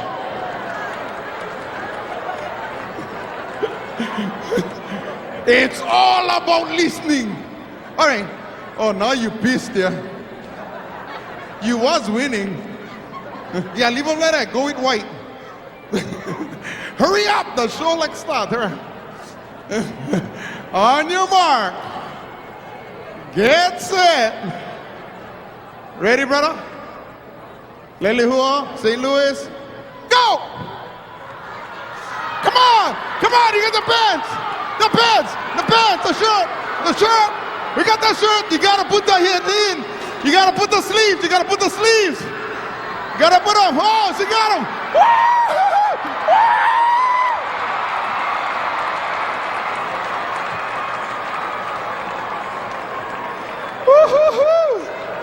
She had practice. All right, Johnny. Last place. All right. For more information on the HMSA Kaimana contest, all you gotta do is go to hmsa.com or sportshigh.com.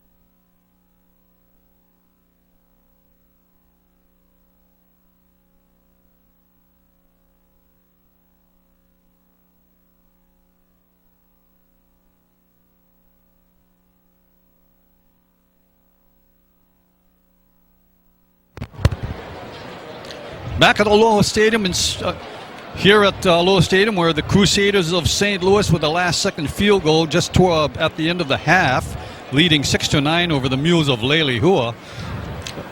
Coach Nolan Takuta has got to be a little concerned, TJ, with once again Alan Shimokawa here with a longtime friend who I haven't seen for a long time, TJ Charisma, and our floor director Kevin Peterson. And TJ, Leilehua, with their surprising lack of offense in the first half, must concern Coach Takuta. Just a little bit. You know, Andrew Manley's first time here in a game that is of this magnitude. You got to remember that he's come up from the JV level, and he sat out most of last year with an injury. But to see him kind of gaining his legs, as they say, tonight during the second half, Takuta should have been able to make some adjustments as we go to live action as we begin the second half of this championship game. Okay, McCann with the ball up to the 15-yard line and buried under about the 17 by the Crusaders. So the Mules of Leilehua taking over the first possession of the second half. Once again, the score of the Crusaders 9, Leilehua 6. Again, mentioning the lack of offense in the first half, we'll see what kind of offensive adjustments Coach Nolan Takuda has made. Well, you know, all along this week, the articles in the news, in the papers, as well as on TV have been saying, you know, Leilehua's defense has got to step up to the plate. Well, you know, they did, because we did see a defensive touchdown there, but now their offense has got to come alive in their second half. Double wides at the top of the field, single receiver to the bottom. In shotgun, as Manley goes to his left and throws a low pass, but is not completed. That pass intended for Rico Newman. And they've had that problem all night, Alan, kind of just popping in and out. And I mean, they seem to be able to get the ball to the receiver, but as soon as contact is made, they seem to drop it. So let's hope that Takuda made some adjustments in his pep talk during the halftime, and let's see what goes on. Offensively in the first half, -5 yards rushing, 23 yards passing for a net total of 18 yards. And obviously the Mules will have to improve on that if they'd like to win this ball game. Back to pass is Manley out to the flat and tipped. Looks like it's tipped by number 89, and that would have been Marcus Gonzalez for the Crusaders. And indeed, we saw some helmets flying off on the Leilehua side as well, but Gonzalez just all over that ball with his hands up. As we take a look at this first Hawaiian Bank replay, we'll see Gonzalez coming in. Oh, excuse me. Here we go back to live action with number 89 on our screen here, Marcus Gonzalez. So 3rd and 10 of the 18 for the Mules. Their first down in the first half did not come until about 4 minutes and 23 seconds in the second quarter. Trips to the far side, single wide receivers near side. In shotgun, Manley back to pass, looking left, lofts a high pass and gets the receiver. Nice pass by Manley. And it looks like Alan McCam, indeed it is him, picks up the first down for the Mules. In on that play defensively for St. Louis was number 17, and we've seen him in and out so far this game. That would be Christopher Kamaka making that stop for for St. Louis. So first down for the Mules on the 33-yard line. In motion and in shotgun. Manley back to pass, looking left and fires it down to Edison Dumlau, picking up a few yards. And we see in on the play for St. Louis, that was number 4, Joseph Correa, and Joseph O'Connor, a 6'1" senior defensive back for the Crusaders. So let's see what the Mules can do offensively as Manley comes in. As we take a look at, here we go, taking a look at this first Hawaiian Bank replay, we'll see Manley dropping a little bit out of the pocket and actually finding his target and hitting it, but of course being covered there by Joseph O'Connor. And St. Louis's defense has just been all over Leilehua's offense tonight. Looks like movement in the Leilehua line, number 63, guilty of moving. We'll see if it's drawn by 89 of St. Louis. No, it goes against Leilehua, moving them back 5 yards. We haven't had too many of those mine penalties tonight. We'll get the referee's call. Prior to the snap, false start on the offense, 5-yard penalty. Remain second down. Indeed, that jump, Allen, was called against Leilehua. But, you know, again, this is where it comes back to basic football. You move on the snap of the ball, not on the movement of the feet along the line. So for Takuda, this is something that, you know, he may want to look at next season as we go back to live action. 2nd and 14 on the 29 of Leilehua. In motion is Kaipakeo. And pass attempted by Manley, and it looks like his arm was impeded by a defensive guy.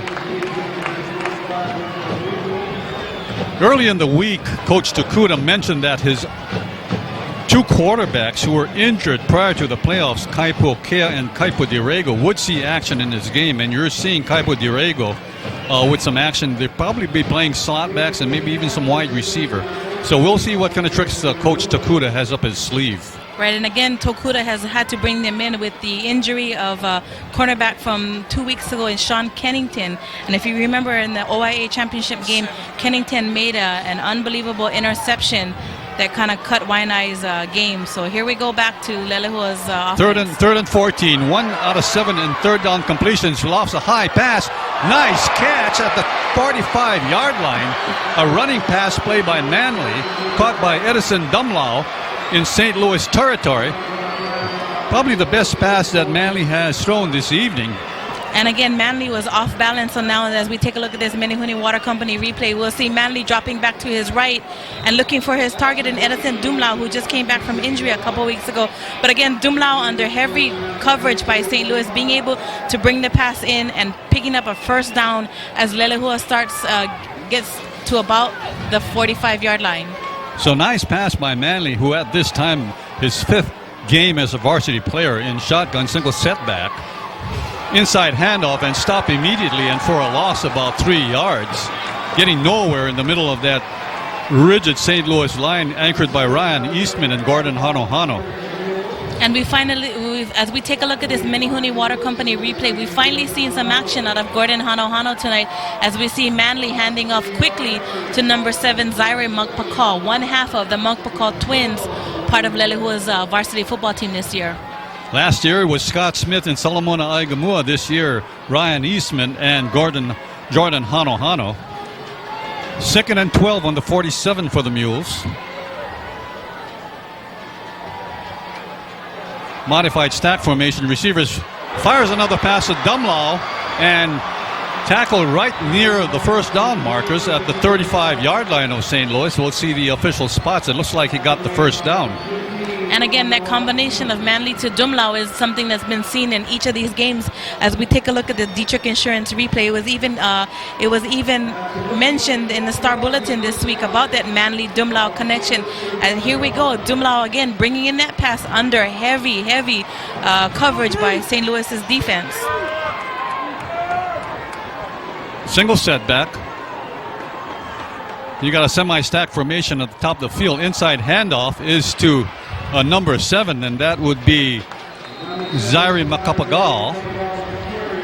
Picks up about a yard or so. Bring up 2nd and about 8. And Magpakal going up against some hefty defensive guys over there. And Magpakal just 150 pounds according to this most current roster for the Mules. I'm sure Coach Takuda, seeing as how this offense is being run now, told Manly, young Mr. Manly, be patient, don't let everything happen, let the game come to you.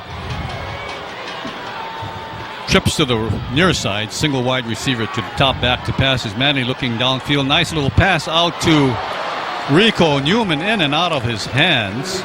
And that was coverage by number 17, Chris Kamaka, again for St. Louis. And as you said, Manly has got to come into his own, and he's just starting now to be able to read the defense. As we take a look at this Jiffy Lube replay, that's something that Manly didn't see too much at the JV level, but here we see Manly dropping back and actually just in and out of his receiver's hands there. 3rd and 6 in St. Louis territory at the 33-yard line. Double wides, far side and near side, single setback and shotgun. Manly going back to pass, and they have a flag here. Might have been some movement in the line. Nice crowd here tonight, TJ, and we see the rain coming down Prior again. to the snap, false start. Off and on offense, rain all penalty. night through the first game and through this game. For those of you who haven't been around, first game was a Division II championship, and the Iolani Raiders over the Lunas of Lahaina Luna, 28-21. And of course, Leilehua should be used to this rain, as they, other than the mud that's on their field back home, the rain is something that they should be used to playing in, as it's been raining all week also this week in Wahiawa. Back to pass is Manly, looking all the way to his left, wide open receiver, and it looks like he got Alan McCann. And indeed it is, and close to the first down, about 4 yards to go. And again, McCann being one of his favorite targets during this last couple of games that he's been in. As we take a look at his Press Busters replay, a nice spiral and just hitting McCann. But again, McCann being covered there by number, I think that was 25, Joey Bryant out of St. Louis. So 7:26 elapsed to go in the third quarter. Again, 9-6 St. Louis. Under center as Manley hands it off to his running back, and St. Louis indicating there was a fumble. Not yet given a signal by the officials, and I think and it is indeed a fumble. St. Louis taking over on the 26-yard line. And as we take a look at this Midas replay, we'll look for that turnover here. I'm not it looks like it popped out. Thought I saw a ball, but I'm not sure who was the carrier. Yeah, I thought that was Rico Newman carrying the ball, but I thought I saw him holding the ball. Oh, I stand corrected. Correction, it was a turnover on downs, and nice run here by Kiani Nishigaya up to the 41-yard line from the 26-yard line.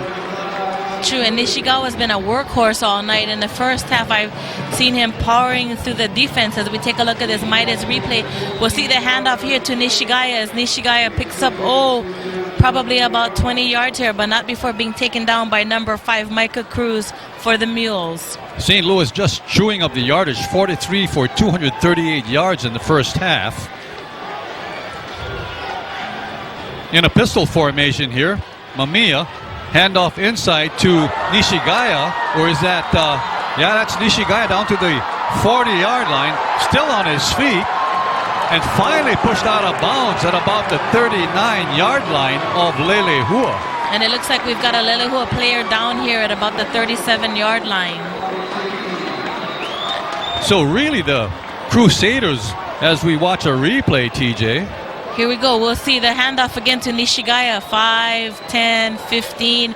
About 20, 22, 23 yards. About 25 yards he picked up on that play, and that was number 90 in for the Mules. Joseph Ruane, and I think that was Robert Ciavitti as well in there. Again, we have a player down here for the Mules at about the 35-yard line. 6 for 22,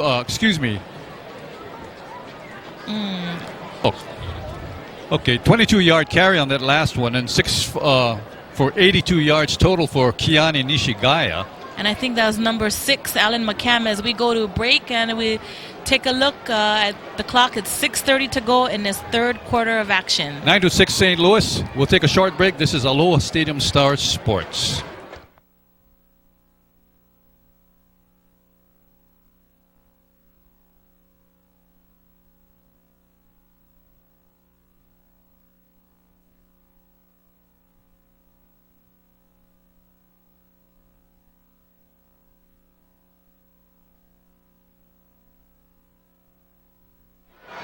Back at Aloha Stadium, 9-6 the Crusaders with the ball on the 37-yard line of Leilehua.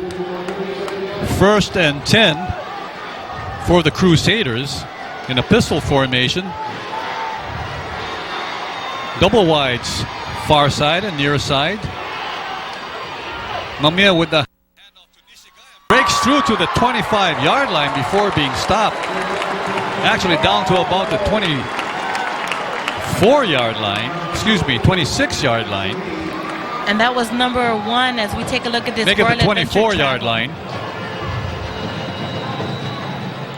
As we take a look at this Royal Adventure Travel replay, we see Nishigaya powering through and being stopped there in the end by number 1, Robert Ciavitti, that hard-working linebacker there for the Mules. Again, double wides top and bottom of your screen here. Still in the pistol. Almost an infraction by Leilehua, and indeed there was. Encroachment by the Mules. Prior to the snap, encroachment on the defense, 5-yard penalty. Remains first down.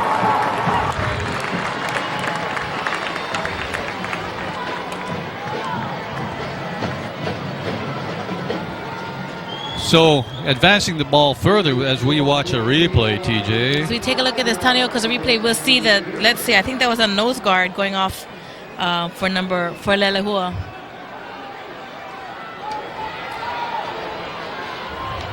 So St. Louis in the red zone of Leilehua already up by 3 with 5:58 to go in quarter number 3. Game for the Division I State Hawaii High School Athletic Association Championship. St. Louis last year denied by Kahuku in a heartbreaker 7-6. It's been since 2002 that the Crusaders last won a championship. And back to pass is Mamiya. All the way to end zone, wide open. Wide open is number 7, and that is, excuse me, that was to number 3, Lucas Gonzalez. Correct me if I'm wrong there, TJ, but Lucas, beautiful pass from Mamiya to Gonzalez, wide open in the end zone.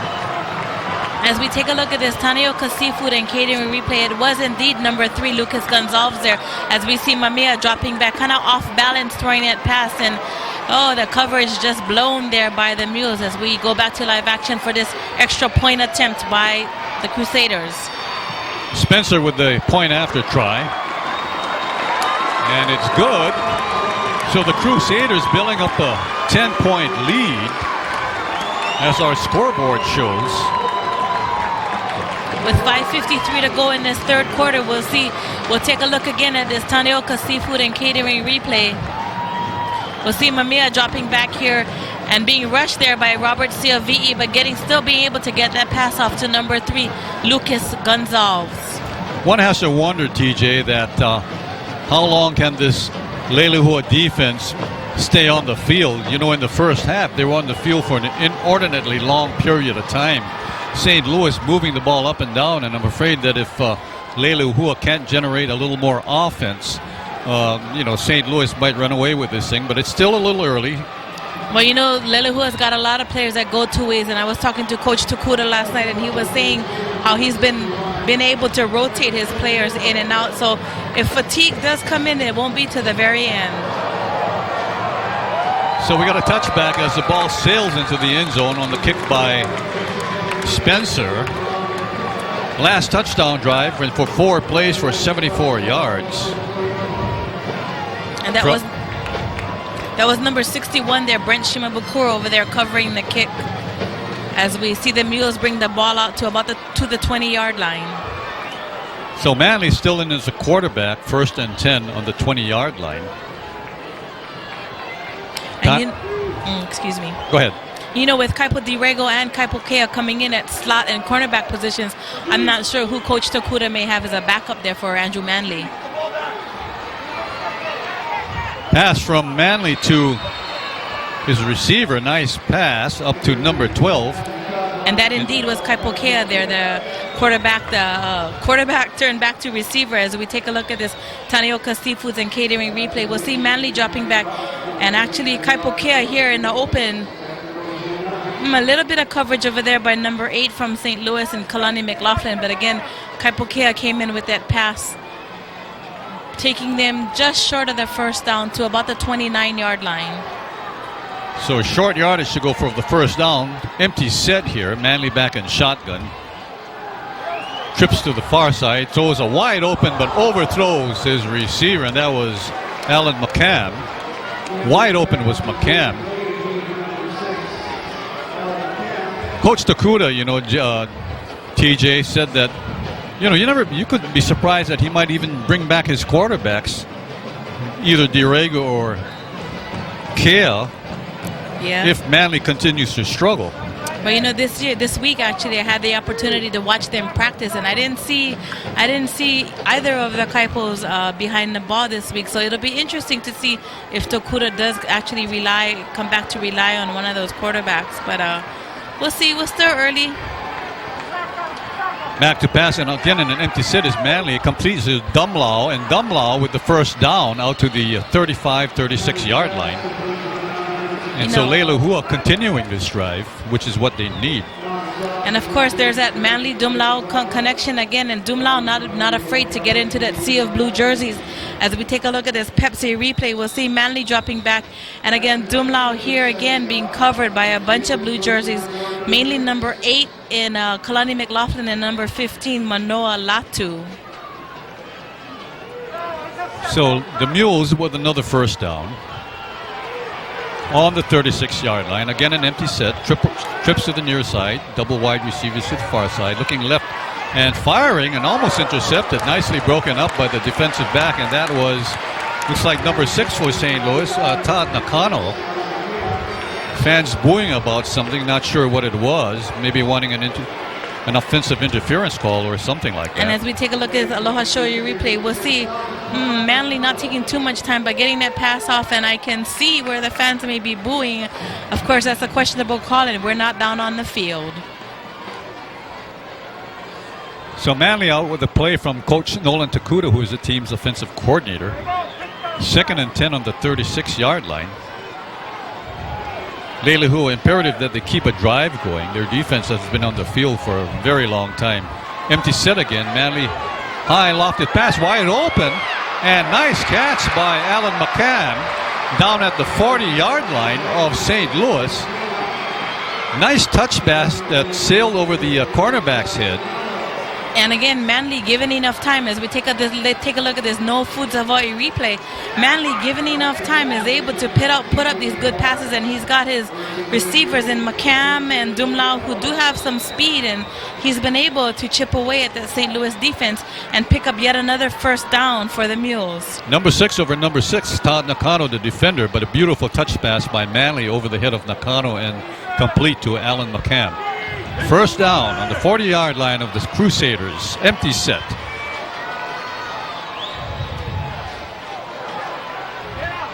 Manly intercepted at the 35-yard line and back on the 50 down to the 45 and tripped up by Dumlao at about the 38-yard line. Manly over the center and intercepted by Manoa Latu of the Crusaders. We have an injured player down on the field, but a critical error by Manly. And actually, I'm going to correct you on that one, Alan. That was Manly, actually, as we take a look at this Mountain Dew replay. Manly that actually made the tackle on his own interception. Here, as we see number 15 for the Crusaders in Manoa Latu picking up that interception. And Latu, again, heading for the sidelines. But we'll see Manly right here taking him out at about, I think that was about the 30-yard line. That was young Manly, and we have an injured player. That is Dumlao on the field. We have 2 injured players. Number 50 for the Crusaders, Keone Haina. And we see Dumlao, it looks like Dumlao, TJ, on the field being attended to. And again, Dumlao just came back from injury just a couple of weeks ago. On the defense. Yep, again, that is Edison Dumlao as he's being gently helped off by Coach Tokuda. Oh, excuse me, by one of their trainers. Dumlao, an integral part, one of the go-to receivers this evening with Alan McCann for Leilehua.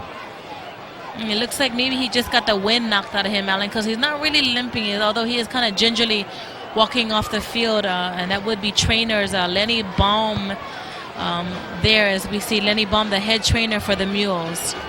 Ball spotted on the 24-yard line, be 1st and 10 for the Crusaders, with a 10-point lead in the finals of the Hawaii High School State Athletic Association tournament. Handoff is to Nishigaya and picks up good yardage on first down, about 6 yards.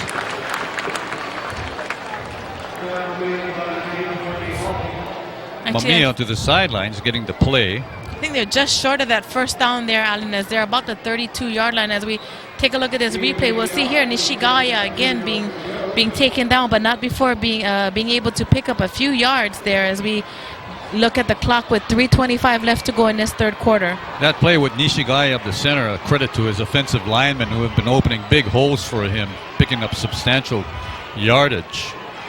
In the pistol again, Mamiya with the handoff to Von Feao, and Feao picking up the first down. Getting about 4 yards on that, maybe 5 yards. Feao, a load, the ex-Little Leaguer. who at 5'9" and 205 is a load to bring down. He'll just get stronger as he goes. He's just a sophomore, I believe.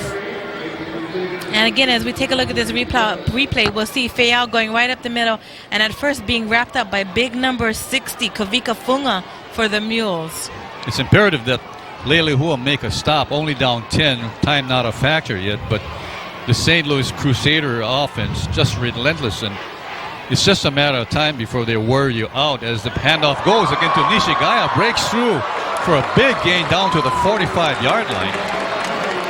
And that was number 60, Kavika Funga, and number 5, Micah Cruz, in on a stop for Leilehua as the Crusaders pick up yet another first down, crossing over as we take a look at this First Hawaiian Bank replay into Leilehua territory. And we see here Nishigaya taking a quick handoff and again being wrapped up by number 5, Micah Cruz. Seems to me, TJ, that play's been working all evening. Yeoman work by the O-line here. Right, and you'd have thought by now maybe Tokuda would have made some adjustments during the half and talk to his defense, but it doesn't seem like it. So, like you said, time's not yet a factor, so we'll see what happens. Double wides, far side and near side, and a whistle blowing before the play could be started here. Stats on Nishigaya. Prior to the snap, delay of game on the offense, 5-yard penalty, remains first down. As we get the call from Danny Bain, our referee this evening, Nishigaya tonight 9 for 119 yards. And that was a delay of game penalty as we see the Crusaders at 1st and 15 to go on their own 48-yard line. So continuing to stay in this pistol formation, double wides to the top and bottom.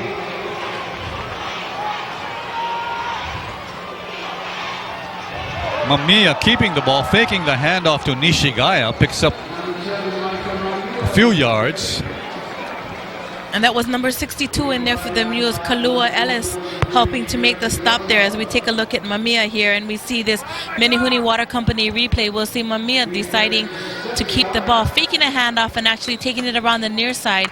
And there we go, being wrapped up there by number 62, Ellis, and number 3, Garrison Garma.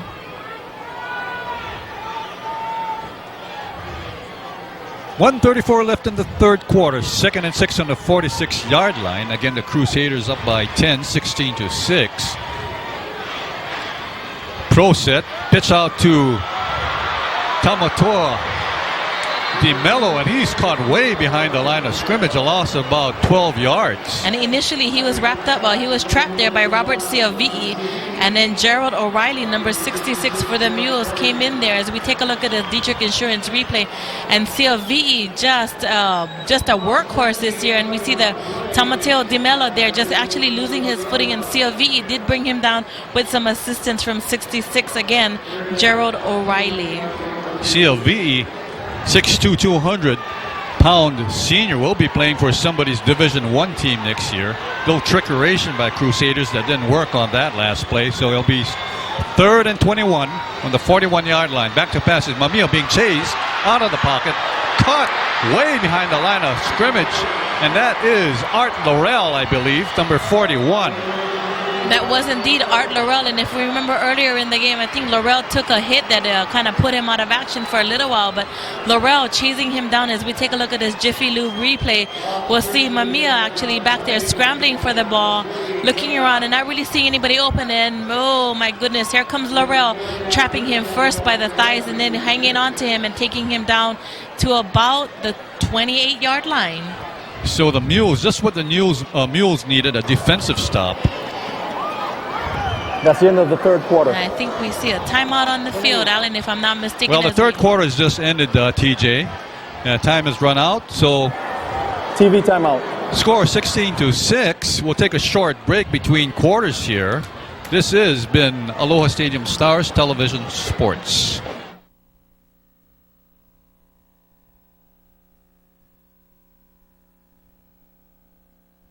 The 2007 HHSAA State Football Championships are brought to you by First Hawaiian Bank, where we say yes.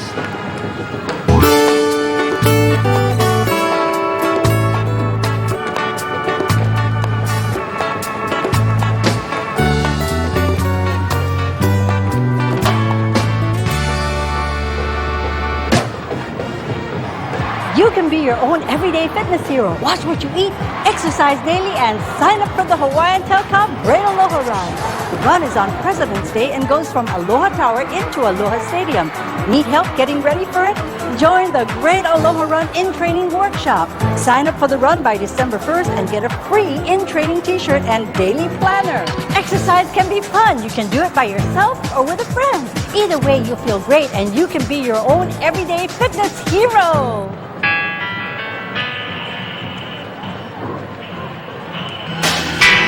So lazy. Such a dark. You are so stupid. No one likes you. You're such a loser.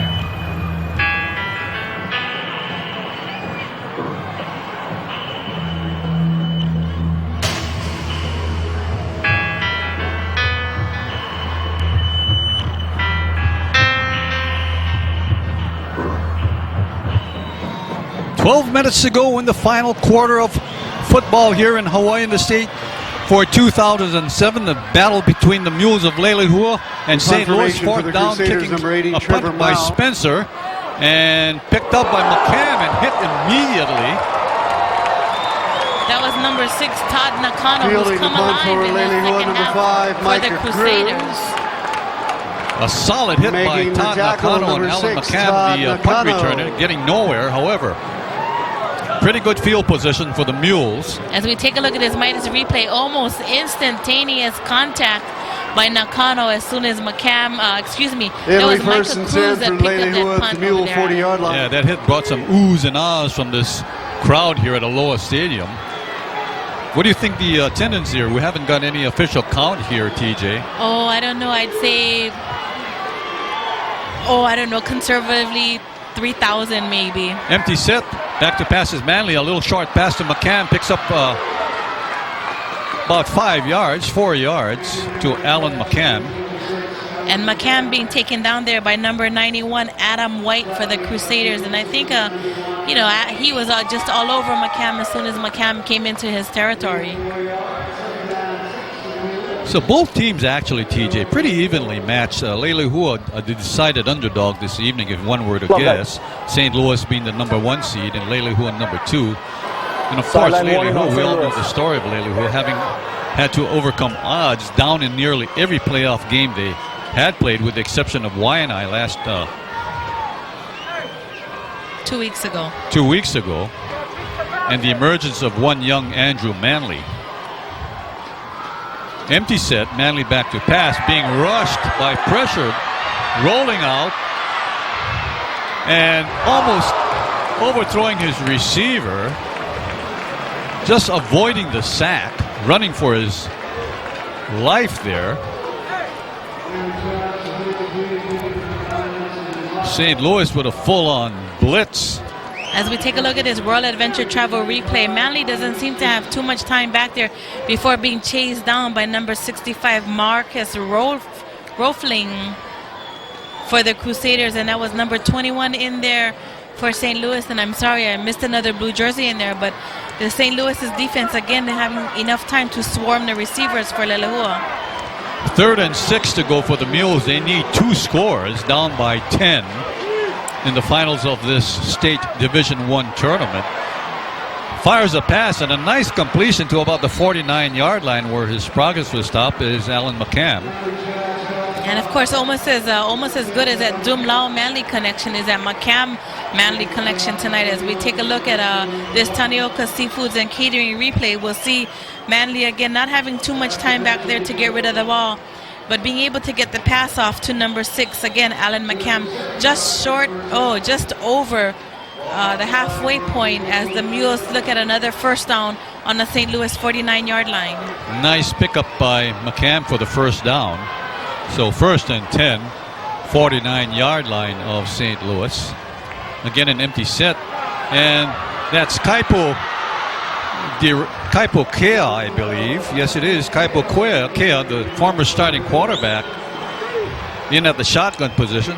Makes a nice little run for about 6 yards. As we take a look at this Pepsi replay, we'll see Manley actually handing off right here to Kaipo Kea, as Kaipo picks up just about 6 yards, taking the Mules to about the 44-yard line with a 2nd and 5 to go on this next play. Nolan Takuda may be picking up some tricks out of his pocket at this stage of the game, down by 10. In a pistol formation, again, it's Kea with the handoff to number 25, and that's Rico Newman. So Manly out for the time being, and number 12, Kaipo Kea taking over at quarterback. Kea at 5 feet 8, 155-pound junior. And remember, there's also Kaipo Dirego. And they were the two starters prior to their injuries and when the legend of young Andrew Manley began. And again, as we said earlier, you know, Tokuda had been using Manley all week in practice, so it's nice to see that he can rely on number 12, Kaipo Kea, to come back in.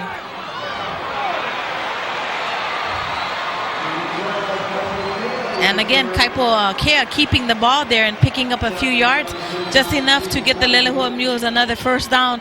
As we take a look at this Aloha Show You replay, we'll see Kea here deciding to keep the ball for himself and actually powering through two blue jerseys before not being taken down by a third. So another first down for the Mules, at this point being not outscored, but first down. They have 8 compared to 20 for the Crusaders. Kea still in at a quarterback, and flag looks like they might have run out of time. Oh, I think a timeout was called over there by Coach Tokuda, as we saw There's the no far penalty for delay official of game. signal for. Timeout was called by Leilehua. Indeed, it was a timeout called. So it's with a little sense of urgency, I believe the Mules have TV got timeout. to play with now. 8:48 left to go. Down by 10. A 2-possession game here. For those of you who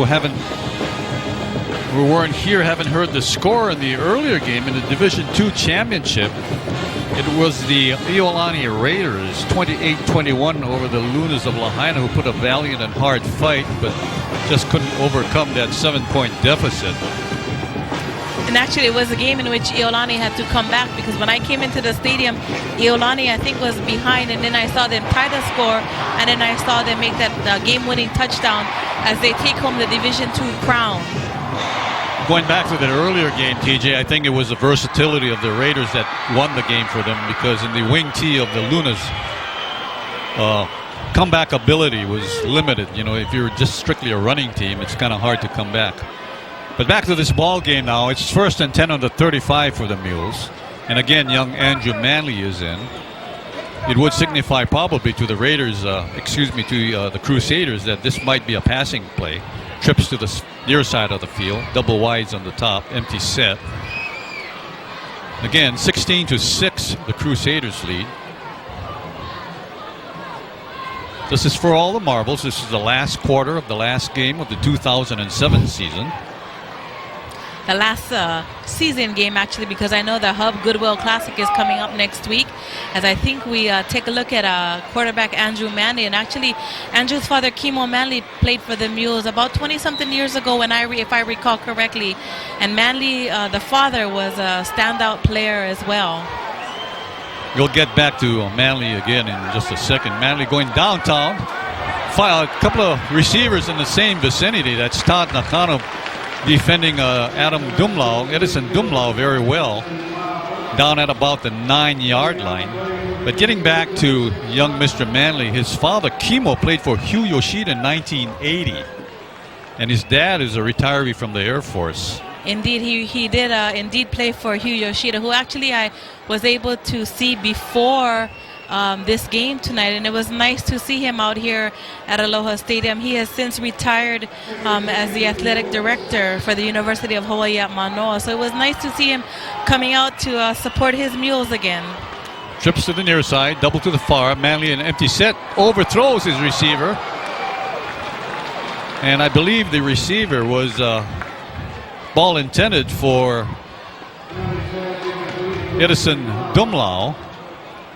As we take a look at this No Foods of Hawaii replay, we'll see Manley again indeed coming in for this passing play. A nice pass out here to Dumlau, but just a little high over Dumlau, and Dumlau covered tightly there by number 6, Todd Nakano, for the Crusaders. Kevin Peterson, TJ Charisma, I'm Alan Shimokawa with 8:37 left to go. Aloha Stadium Stars really happy to present this championship game for you. Again, 16-6 for the the Crusaders. Empty set. Manley still the quarterback. Throwing over the center, completes the ball at almost the first down marker on the 25-yard line. And his receiver there, number 14, Marcus Brakefield, who actually was stopped by number 6, Todd Nakano. As we take a look at this Mountain Dew replay, we got to remember too that Marcus Brakefield has been a workhorse on the defense tonight, as we see this pass and Brakefield being tightly covered by that Crusader defense. So young Manley before this last pass was 2 of 5. Last pass will probably bring his stats up a little bit. 1st and 10 on the 24-yard line for the Mules. Newman to the right side of Manley. Fakes a handoff, and Manley keeping the ball but goes nowhere. I'm not sure that wasn't a broken play, and there's a late flag there. And that's number 91 there that we see, Adam White for the Crusaders. And I'm going to take a look at his Mountain Dew replay as we see it wasn't Manley who was at quarterback, but number 12, Kaipo Kea, who came in for that shift there. And there's that late hit, I think, so as we wait for the official call. This looks like it might be against St. Louis as they're all moving back. Get the call from Danny Bain, our head referee. After the play, personal foul on the defense. Penalties half the distance to the goal. The results of the yardage So a is the first down. fortuitous break, as my wife said, don't use that word. Fortuitous break for the Mules, and let's see if they can take advantage now at the 15-yard line. Spot on the 14, make it the 14. Again, an empty set, trips to the far side, doubles to the near side. Manley looking left all the way, lofts a high pass, a fade route, and beautiful, almost caught by his receiver, and that was Alan McCann. In and out of his hands. Good defensive play by, I think it was number 15, Manoa Latu. Almost had it, so close. Indeed, that was Manoa Latu. As we take a look at this replay here, we'll see Manley looking for that target that's been his favorite all night in Dumlao, if I'm not mistaken. Here we are, and being covered, being just heavily covered there. So 2nd and 10 on the 14. It's conceivable Leilehua could, if they don't make the touchdown, go a field goal and have another possession. Again, a pass and no receiver in sight. His intended receiver was number 25 there, Rico Newman. And Newman, of course, being covered again by number 15, Manoa Latu, who seems to be popping up all over in that backfield there. 7:41 left in the ball game.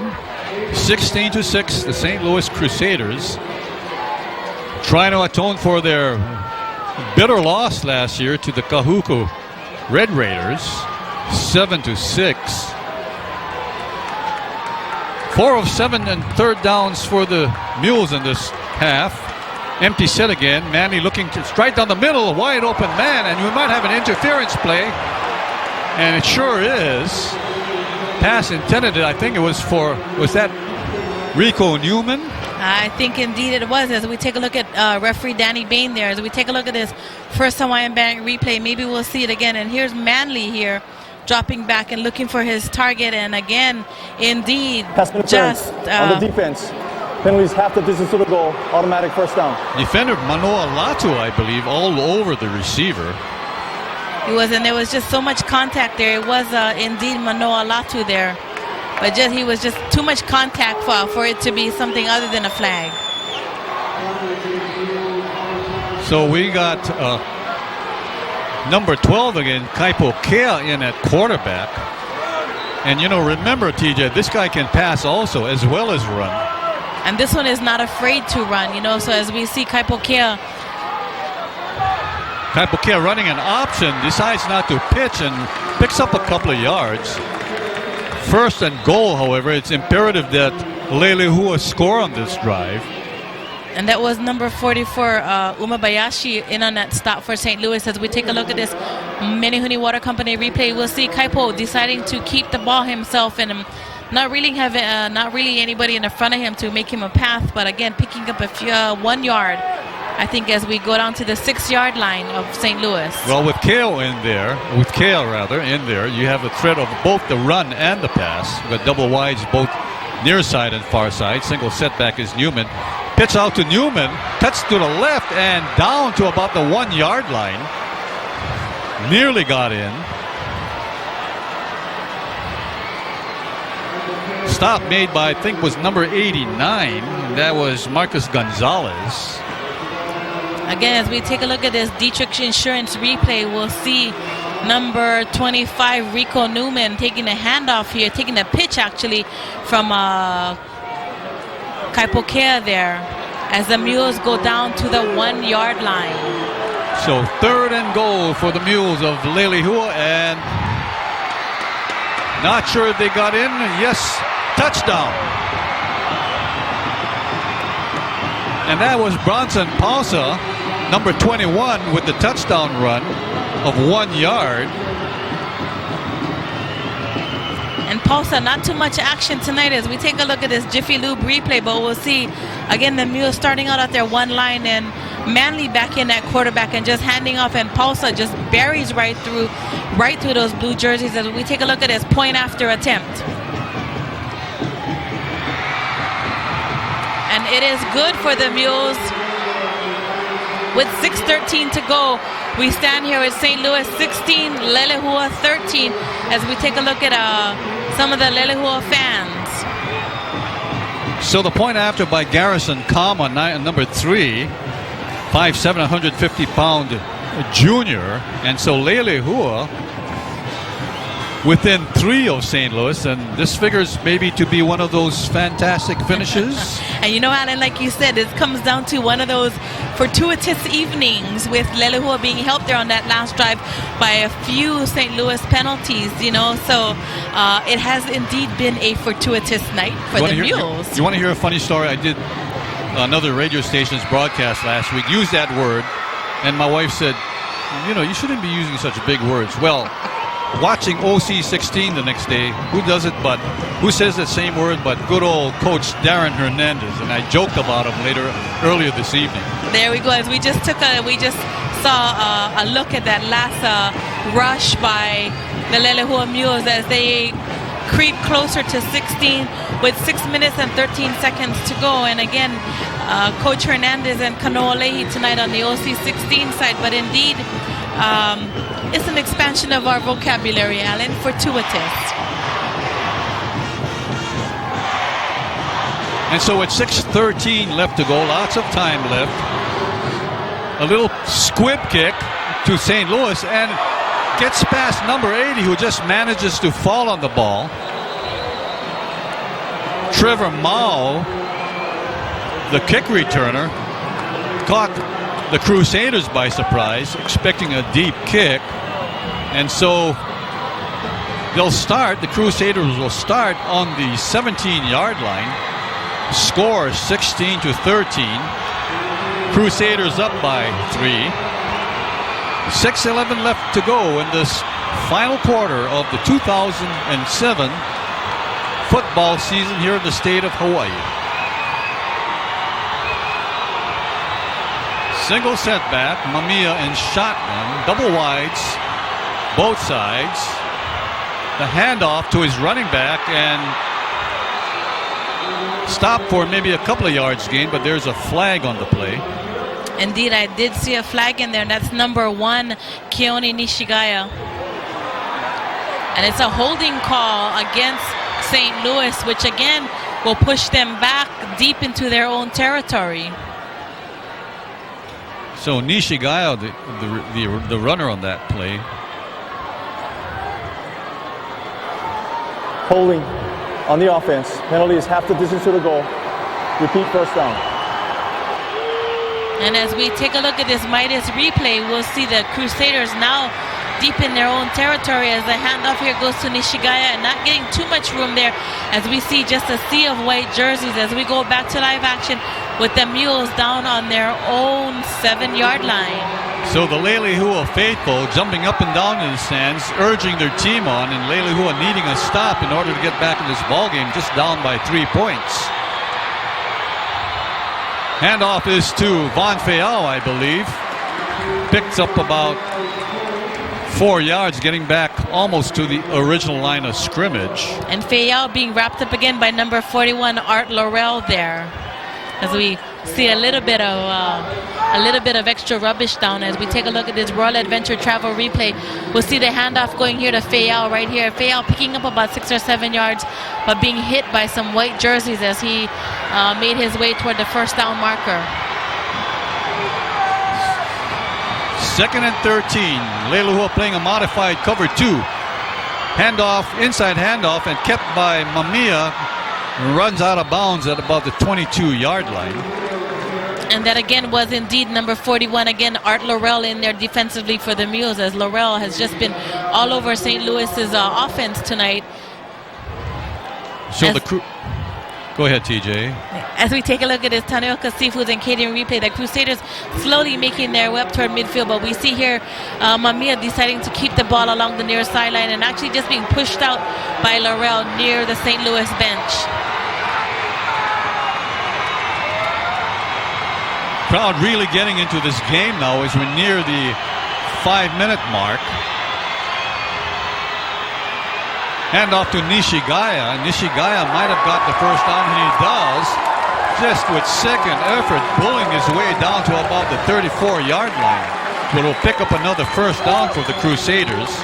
And initially in there for the Mules, number 94, Jermaine Schuster, being assisted there by number 91, Robert Ciavi'i, and number 1, Robert Ciavi'i. As we take a look at this Pepsi replay, we'll see the handoff here going to Nishigawa. And you got to remember again tonight, Nishigawa has just been powering through all the defense as we see a sea of white jerseys. I see a number 14 down there, and also number 5, Michael Cruz for the Mules, as Nishigaya picked up a first down there to take the Mules to about the 35-yard line. In a pistol formation, double wide to the far side, double down near side, and the handoff to Nishigaya. And at this point in the game, I think St. Louis trying to eat some clock, picking up good yardage on first down, and depends on what they can pick up. You can rest assured they'll probably be running the rest of the game if unless needed. And as we take a look at this Aloha Shoyu replay here, we'll see the handoff going to Nishigaya, and Nishigawa being taken down there by number 62 for the Mules in Kalua Ellis. Good ball game, closely fought. Slow start by St. Louis in the first quarter, but coming back to take the lead at 16-13. Anybody's game at this point. Handoff is to, not sure if it was Nishigaya or Feao, but stop for no gain. Yep, I think that was Feao with the ball there, number 33 for the Crusaders. So good defensive stop by the Mules, which will bring up 3rd and 5. And as we take a look at this No Foods of Hawaii replay, we'll see Mamiya quickly handing off to Feao, but Feao being wrapped up almost at the line of scrimmage in there, helped by number 22 for the Mules, Peter Desaulnier.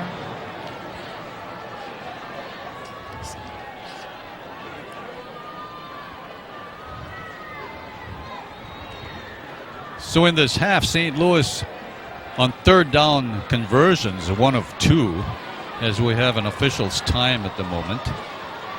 Maybe the game clock operator, please. Leilehua, both St. Louis with a full complement of timeouts and Leilehua with 2 left. It's now or never time for the Mules. 3:24 left. If St. Louis manages to convert on this first down with 3rd and 5, things might not be looking too good for the Mules. So critical play here. And actually, Alan, on that official timeout, the officials asked for some time to be put back on the clock. 3:24 and counting. Double wides, far side. Man in motion is Gonzalez into a pro set. Inside handoff to Nishigaya. And Nishigaya down to the 45-yard line, 44-yard line before being stopped. A late flag thrown. We'll see if it's a hold or not.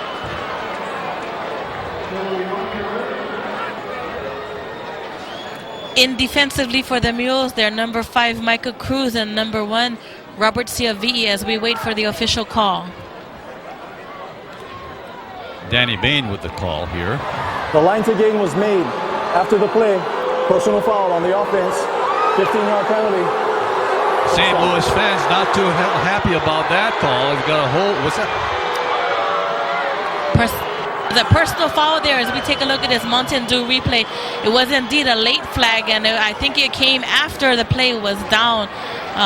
There was a late hit on that, and they called it against St. Louis, which takes them back deep into their own, takes them to about their 41-yard line.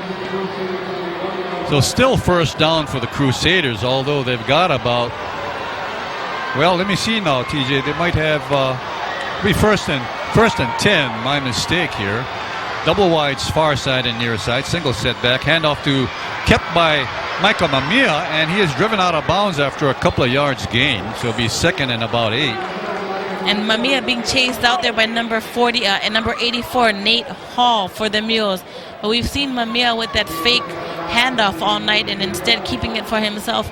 Not picking up too many yards on that one, but enough to just move the ball along.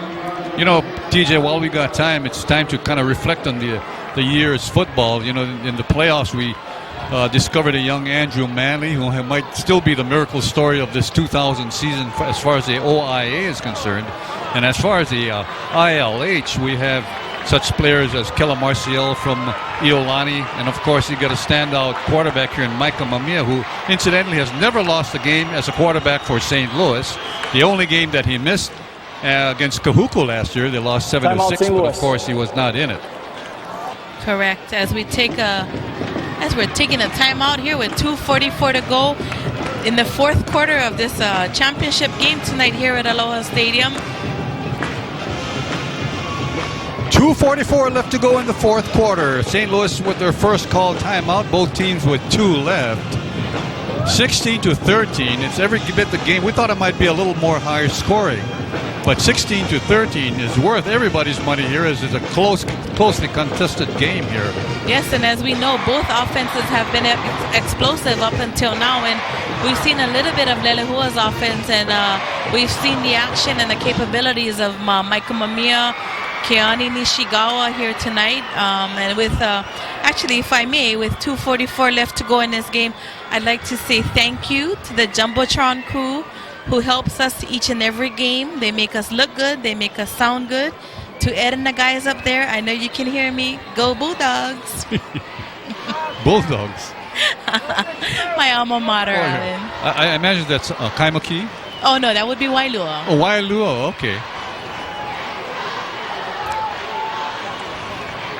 16-13 in favor of the Crusaders, winding down here. Last quarter of the Division I HHSAA championships. Double wides, far side and near side. Single setback, and the handoff is to Nishigaya. And again, St. Louis sticking to their running game, I think, to eat up some of that clock down there.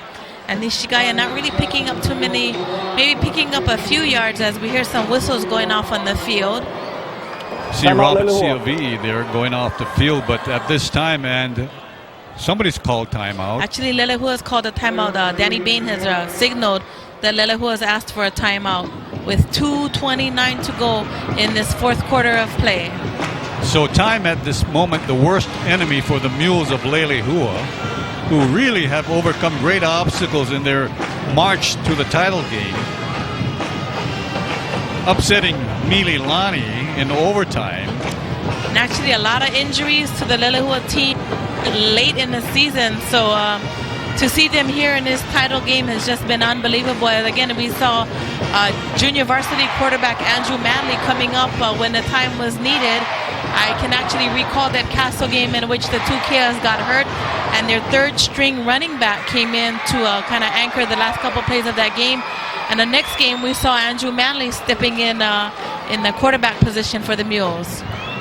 Here's some stats on Keani Nishigaya for St. Louis. 9 carries for 111 yards in the second half. For the game, he's got 13 carries for 158 yards. So obviously the workhorse of the St. Louis running game this evening. So we got a pro set here. Mamiya in shotgun. Single wide to the near side. Double wides of the far side. Handoff is to Nishigaya and close to the first down, maybe about a yard short.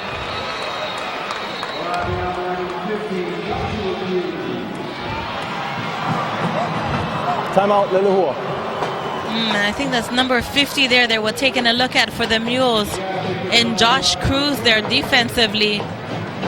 As we, another timeout I think has been taken, Alan. I was waiting for the signal to see who called, but I didn't see anything, so maybe it's a TV timeout.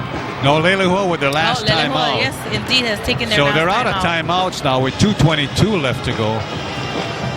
And this could be the ball game. In fact, this probably would be the ball game here if they cannot stop the Crusaders with 4th and 1. But one will wonder if Coach Delbert Tengon would choose to go for it on 4th or just punt the ball away. And it looks like he might be punting the ball away as you got number 80, his punter Trevor Mao trotting out on the field.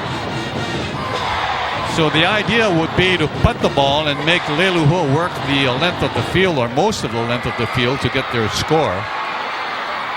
2:22, well, not a long time, is adequate time.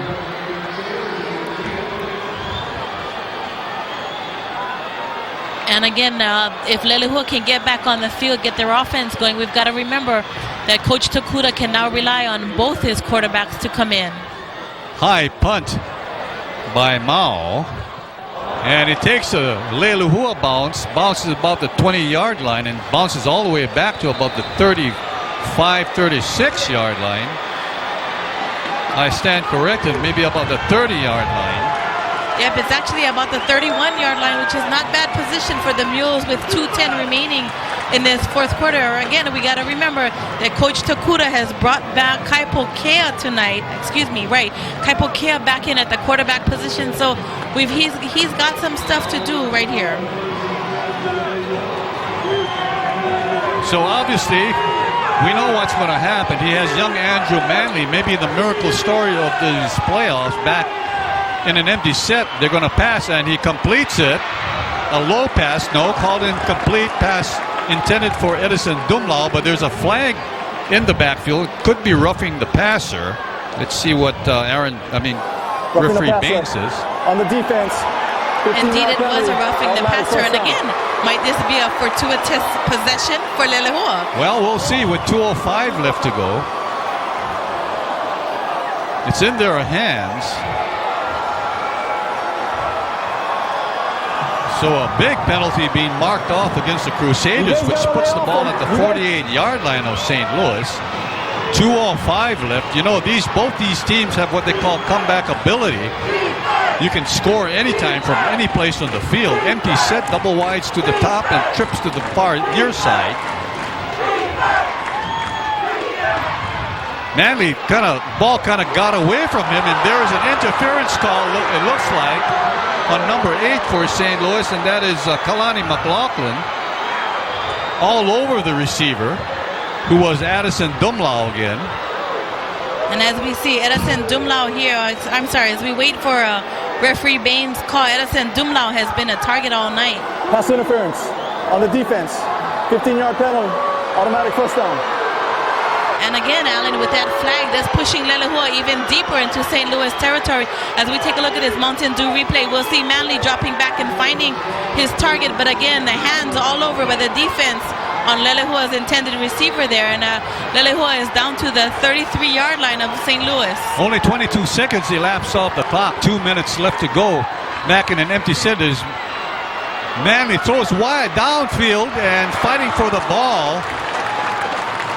Again, our McLaughlin and the intended receiver was, couldn't see him, was that was Edison Dumlau, again, his favorite target all Edison night. Dumlau. And actually, as we take a look at this replay, all Leilehua has to do actually is get it within field goal range tonight. As we see Manley putting up this nice pass here, and his target Dumlau being being covered again by number 8, Kalani McLaughlin. St. Louis penalties for this half, 12 for 115 yards. Empty set again. Manley back. 2nd and 10 on the 33. Manley looking left all the way. Fires a ball to his receiver caught at about the 25-yard line before being pushed back, and that was Alan McCam. Spot the ball at the 25-yard line, so Leilehua threatening. All they need is 3 points to tie. And as we take a look at this First Hawaiian Bank replay, we'll see Manley dropping back and finding that favorite target over there. And Manley, as long as he has time enough to throw, can find that target in that completion to number 6, Alan McCam, as we go down to 1:23 on the clock. Ball tipped at the line. Looks like number 56 tipped the ball for... That was indeed number 56 for the Crusaders.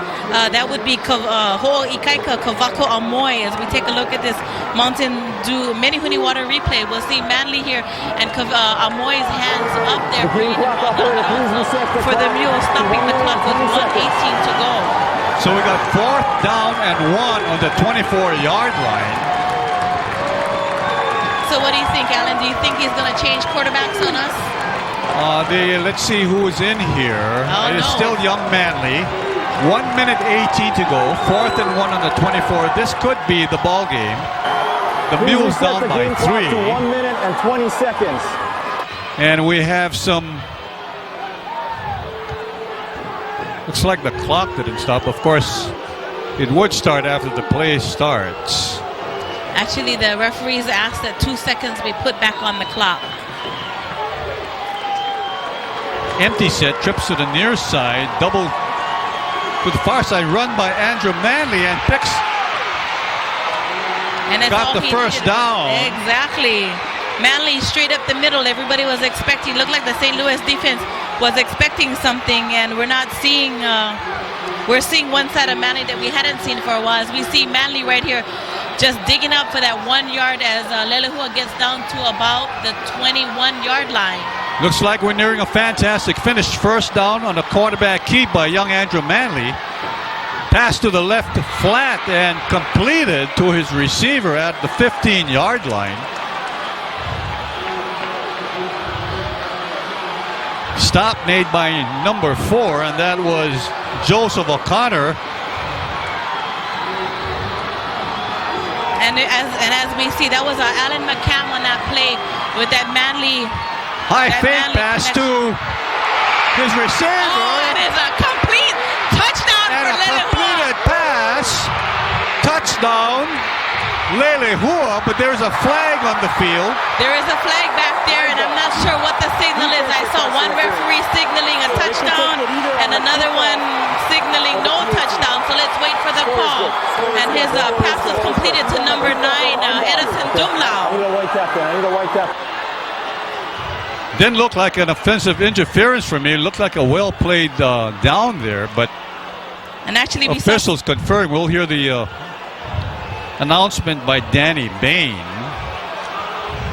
If the pass was completed, Leilehua takes the lead. And actually, I thought I saw a late hit back there, but let's wait for the official call. Pass interference on the defense. Indeed it was. Penalty is on St. Louis. Will be enforced on the kickoff. As we take a look at this Menehune Water Company replay, we'll see Manley dropping back and looking for his favorite target there in Edison Dumlau. Dumlau is just blitzing, is being covered right there by a blue jersey for St. Louis. And of course, after that penalty, the signal is good for a touchdown by the Mules with 36 seconds to go.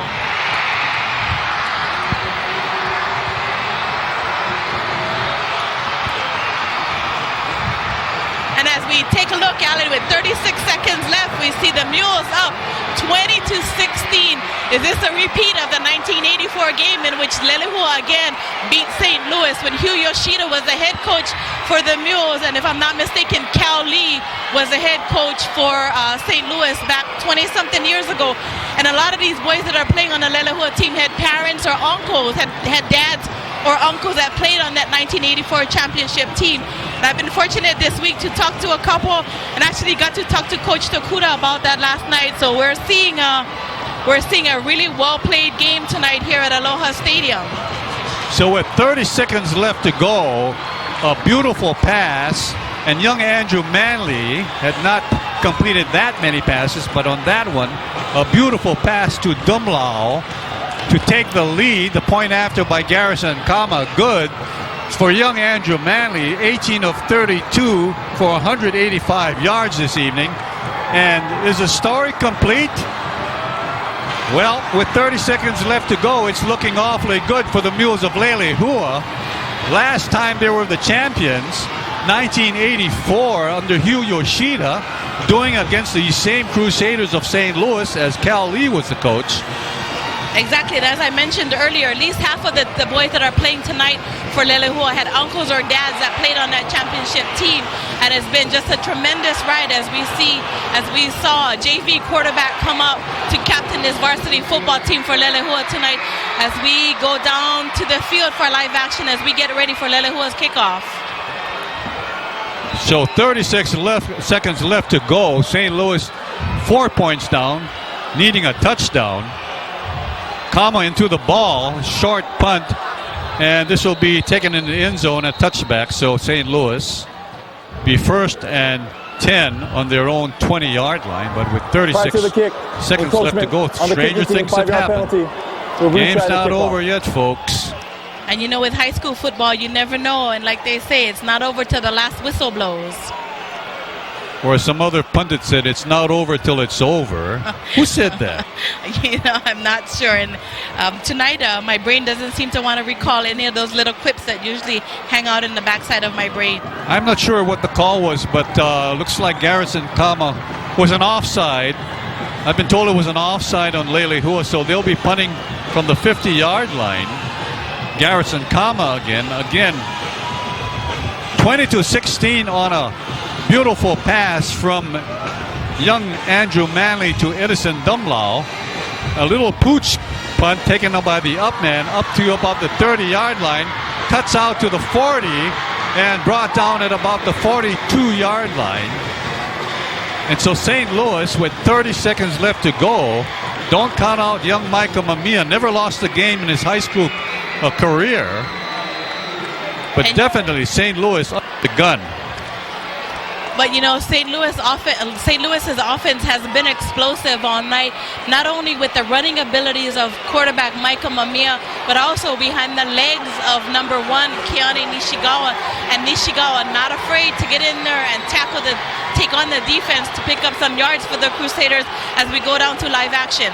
So 2 deep zone that Leilehua is playing, and the pass by Mamiya intercepted by number 5 Micah Cruz, taking it back down to the 45-yard line. And ladies and gentlemen, your new champions for the year in the 2007. Well, I'm a little premature, 20 seconds left to go, but all Leilehua has to do is sit on the ball. And as we take a look at this Dietrich Insurance replay, we'll see the defense here that's been working so hard tonight for Leilehua, led by number 5 Micah Cruz, as Cruz picks up yet another interception in this game, taking that ball down and picking up about 20 yards for the Mules, as we see Micah Mamiya just high-fiving up there with his teammates as we go back down the field with 20 seconds left. That pass was intended for Lucas Gonzalez, overthrown and intercepted by Micah Cruz, number 5. Name we haven't called too much, but a critical play for St. Louis. And all Leilehua has to do is take a knee, and they will be the new champions for the year 2007. Your Hawaii High School Athletic Association champion as Andrew Manley takes a knee. Clock winding down, 15 and counting, and you hear some extracurricular activity by St. Louis as they pile over the line, knowing that young Manley would take a knee. And you know, Alan, we had talked about Leilehua's defense earlier because they had been on the field for so long, especially in the second half. And again, we talked about Tokuda being able to rotate as we take a look at him on our cameras. Tokuda being able to rotate his linebackers and his defense in and out. And it was going to be, we were wondering if fatigue was going to set in on this Leilehua team. And we're down to 11 seconds on the clock as we take a look at the scoreboard with Leilehua with just 13 first downs to St. Louis's 21. So I'm not sure if it's fatigue or maybe adrenaline that's pushing them to the point where they are right now, Alan. Well, you know, Leilehua, fortunately, in the second half, able to make a few plays, move the ball. But just recently, Nolan Tokuda out on the field, not sure if he's protesting the play of the St. Louis players there, looking quite perturbed as speaking with the officials. Well, I know, having known Coach Tokuda for a number of years, I know that he is really he pushes good sportsman-like conduct by his players, and to see if that this game may erupt into something else, I think he would like to go in there and try to take control of the game, if only to point out to the officials that there may be some rubbish flying around on the field. Tokuda is first of all looking out for the safety and well-being of his players. Well, as Elton John said in The Lion King, can you feel the love tonight? Well, Nolan Tokuda has been preaching that all year among his players. Probably one more player as Manly takes a knee. Clock winding down, 13 seconds and counting. It looks like the Mules of Leilehua will be our new 2007 HHSAA champions, Division 1. 10 seconds left and probably one more play and the game will be over. Nolan Tokuda out on the field signaling for timeout, St. Louis. Something their final there, timeout. but a bitter disappointment for the Crusaders, losing last year to Kahuku by a point, by a missed extra point. And I guess since we've got a little time left here on the field, we'd like to thank everybody that's helped Stadium Stars this season. And the guys in the Jumbotron, thank you again for giving us such great views on our monitor up here. And to the officials down there on the field, thank you for getting through the season with us as we go back to 10 seconds on the clock in this Division 1 game. So Manly takes a knee again. And this game winds up. That's the end of the ball game. Game is over, as you see the Leilehua faithful. And as we see Coach Tokuda with some of his managers there, we celebrate the 2007 Hawaii High School Athletic Association Division I champs in the Leilehua Mules, led by Coach Nolan Tokuda, assisted by coaches John Akuhiro, Tui Alai Lima, Antonio Brown, Ed Kama, Jake Kawamata, Esmin Kilaulani, Mark Kurisu, Darren Matsumiya, John Morikawa, Len Nakasone, Pat San Nicolas, Bert Souza, Al Veloria, and Joe Watts, and to the slew of trainers down there for the Mules and to the managers of the Mules, thank you. Congratulations for a great season. To the St. Louis Crusaders, led by Coach Delbert Tangan, assisted by Coach Vinny Passes, Jacob Euro, Sean Kalima, Charles Lakaden, Frank Lakaden, John Hao, Neil Yoro, Doug Nomura, Mike Malala, Pat Ayers, and Frank Fernandez. We say, see you next year, Crusaders. Thanks for a great game, Alan. Yeah, and for the Mules of Leilehua, as the celebration will begin, great deal of sportsmanship been shown by both teams. I was told that when Nolan Tokuda came out on the field toward the end of the game, it was not the protest, maybe the aggressive play of the Crusaders, but I was told that Nolan Tokuda always does that, congratulating the other team, picking their kids up, and just showing what a class gentleman he is. Kudos to Nolan Tokuda and his coaching staff. Once again, the final score in this final game of the 2007 football season, the OIA again takes back the title, Kahuku being the last winner in 06. Leilehua, the final score, the Mules 20-16 over the Crusaders of St. Louis. For Kevin Peterson, TJ Charisma, this is Alan Chimokawa. We'd like to say thanks a lot for being with us. Hope you enjoyed the ride. See you next year. And for Aloha Stadium Stars Television Sports, aloha.